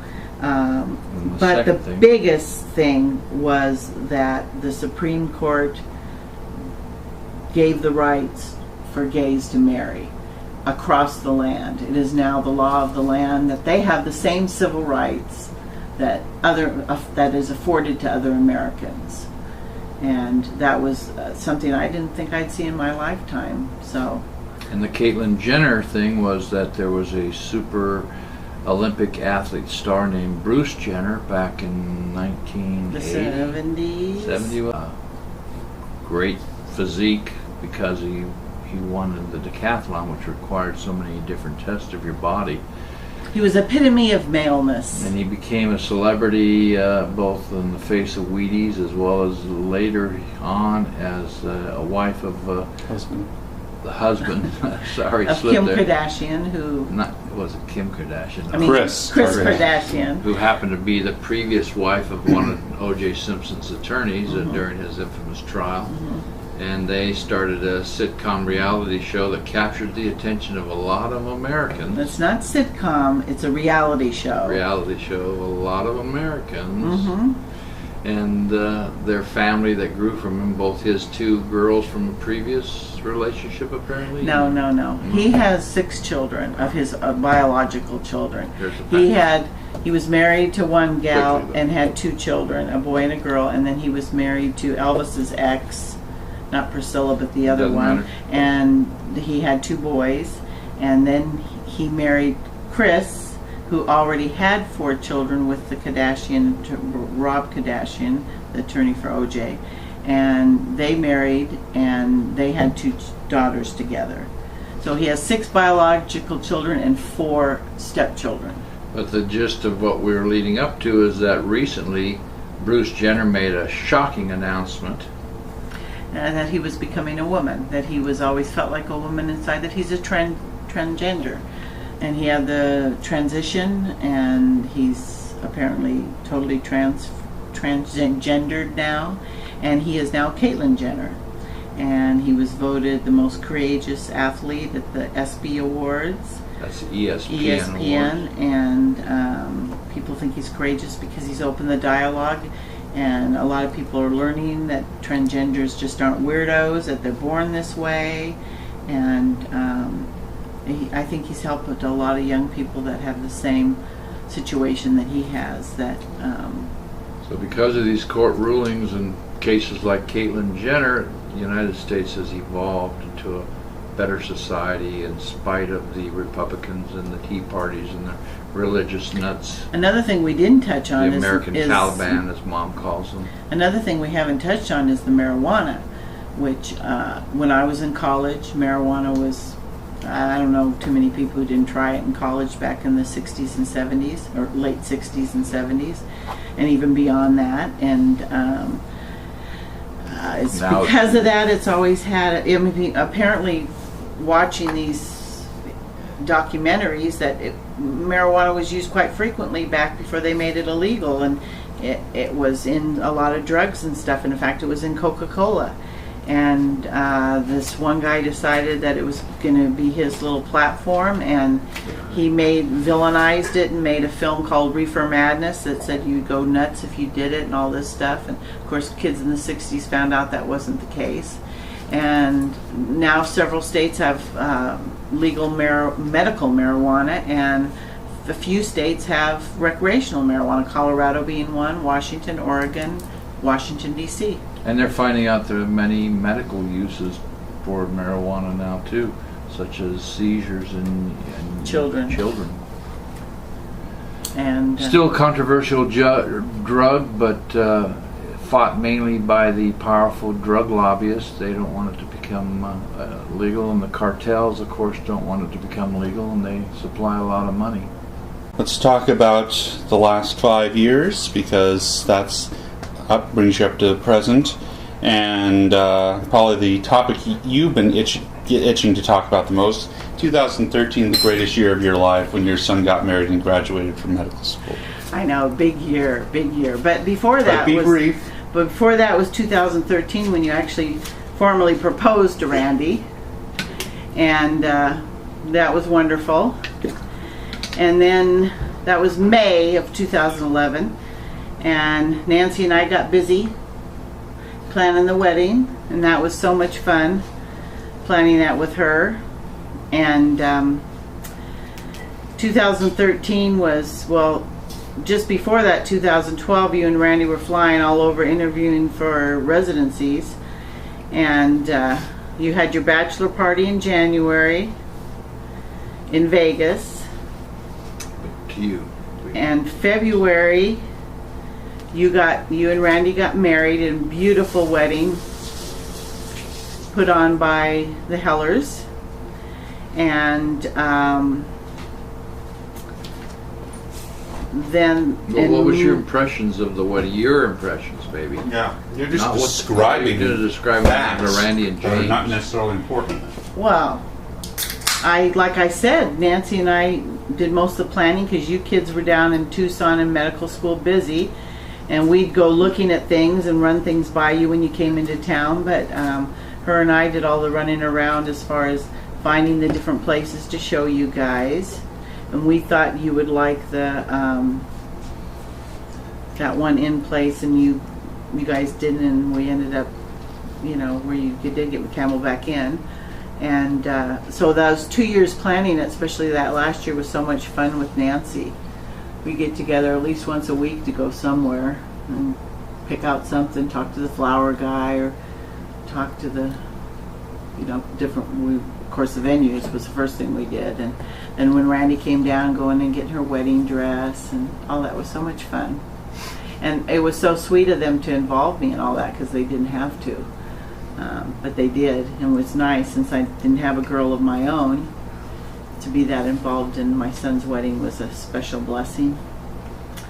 And but that's the way the Hellers are. They're very giving, loving people. Couldn't be happier with your choice in a wife and her family. And Ditto. and then in March of that year was the big match day. We went down to Tucson for that, where you and Randy would find out where you were going to spend the next 4 years of your life. And Denver, Colorado it was. We were very entertained by the skits that they put on. Yeah, it was really a cute little show. And all the different departments had their different skits. And Huey and Lori, backing up to the wedding, came out for the wedding and stayed a little while afterwards. And my niece flew out from Texas. Yes, Carol Ann. and her boyfriend Doug. And Matthew came out, but not Miles. Matthew and Gina. His girlfriend, Gina came. And we all stayed at the Camelback Inn. Camelback Inn, which was a luxurious place. I thought the timing was perfect, beautiful weather, a nice backdrop where they held it outside. The reception was inside, the wedding was outside. And James and Randy wrote their own vows, which were very touching. And we incorporated some of the Jewish traditions. There was the huppah, you stand under the little tent thing. And then another thing that's different from a Christian wedding is both parents walk their children down the aisles. In a Christian wedding, the father usually walks the bride down the aisle and gives her to the groom. In this case, Nancy and Will walked Randy in, and we walked James in, and then we stood up under the huppah with everyone. Two things I remember about the day were, one, they couldn't break the cups.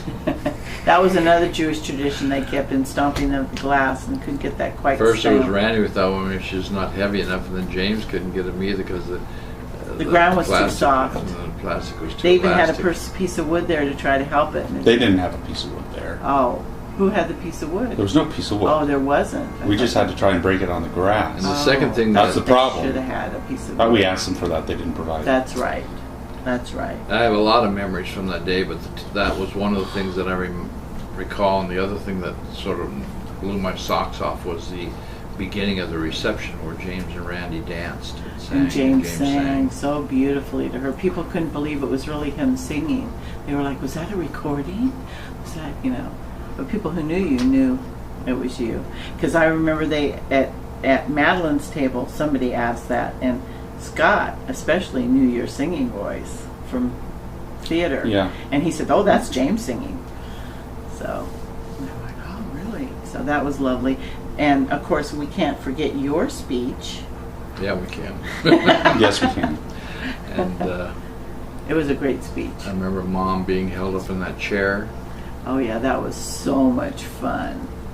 I felt light as a feather because her cousins are so big guys, tall. For the first time in your life, you felt light as a feather. The first time in the last 40 years. Yeah. So that was fun. I liked that a lot. And I remember someone saying to me, keep your legs together. And you didn't. What other big things did you want to bring up this last 5 years? That was the re-election of Obama. Yeah.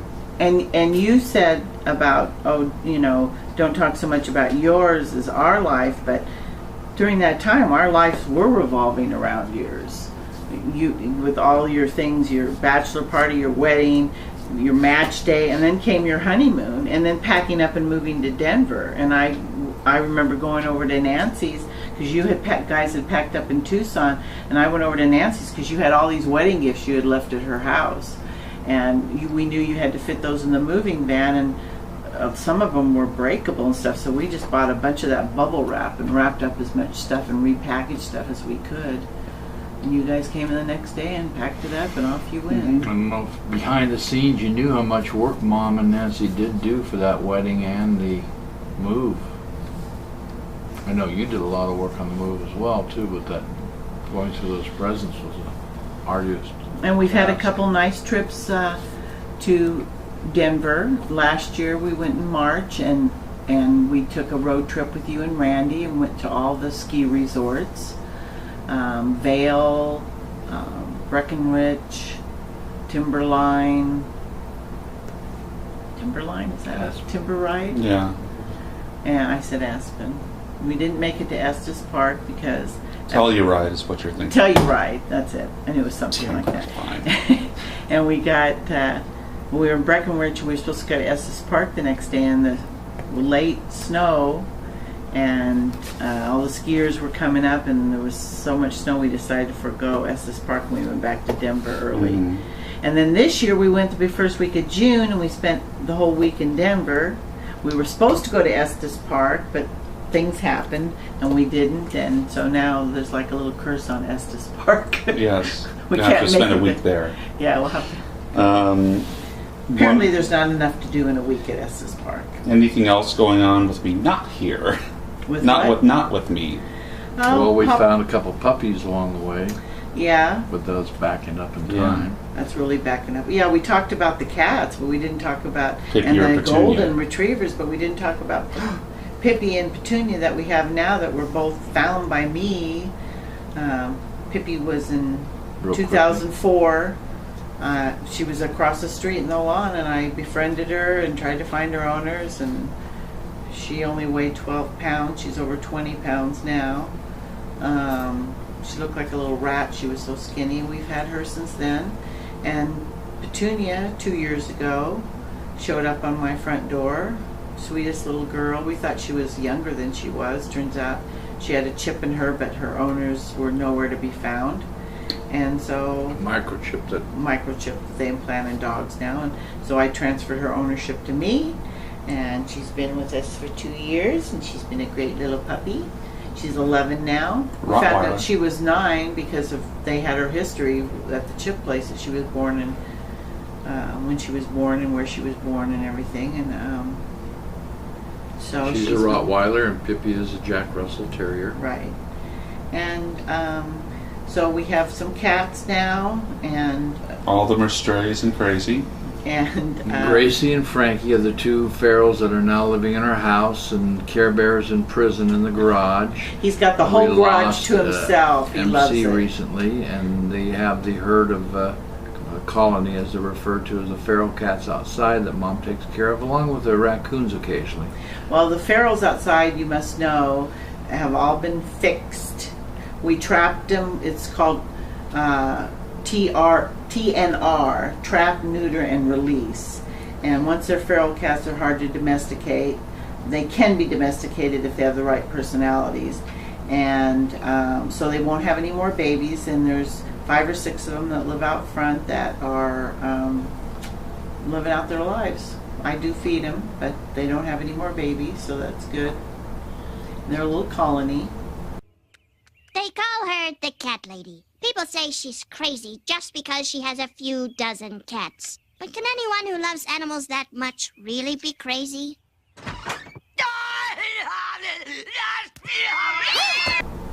And What else in our life? We've taken more auto trips.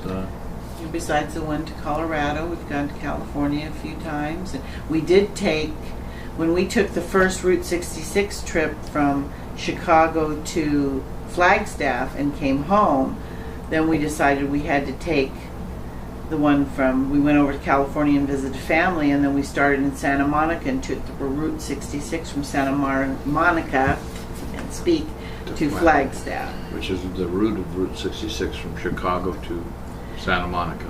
Yes, so So we completed the Route 66 trip. That was one. We went but to we southeastern haven't Arizona, finished the route from Chicago to Oklahoma City. We still have that to do. City. And that's all, folks. That's all, folks. If you know what I mean.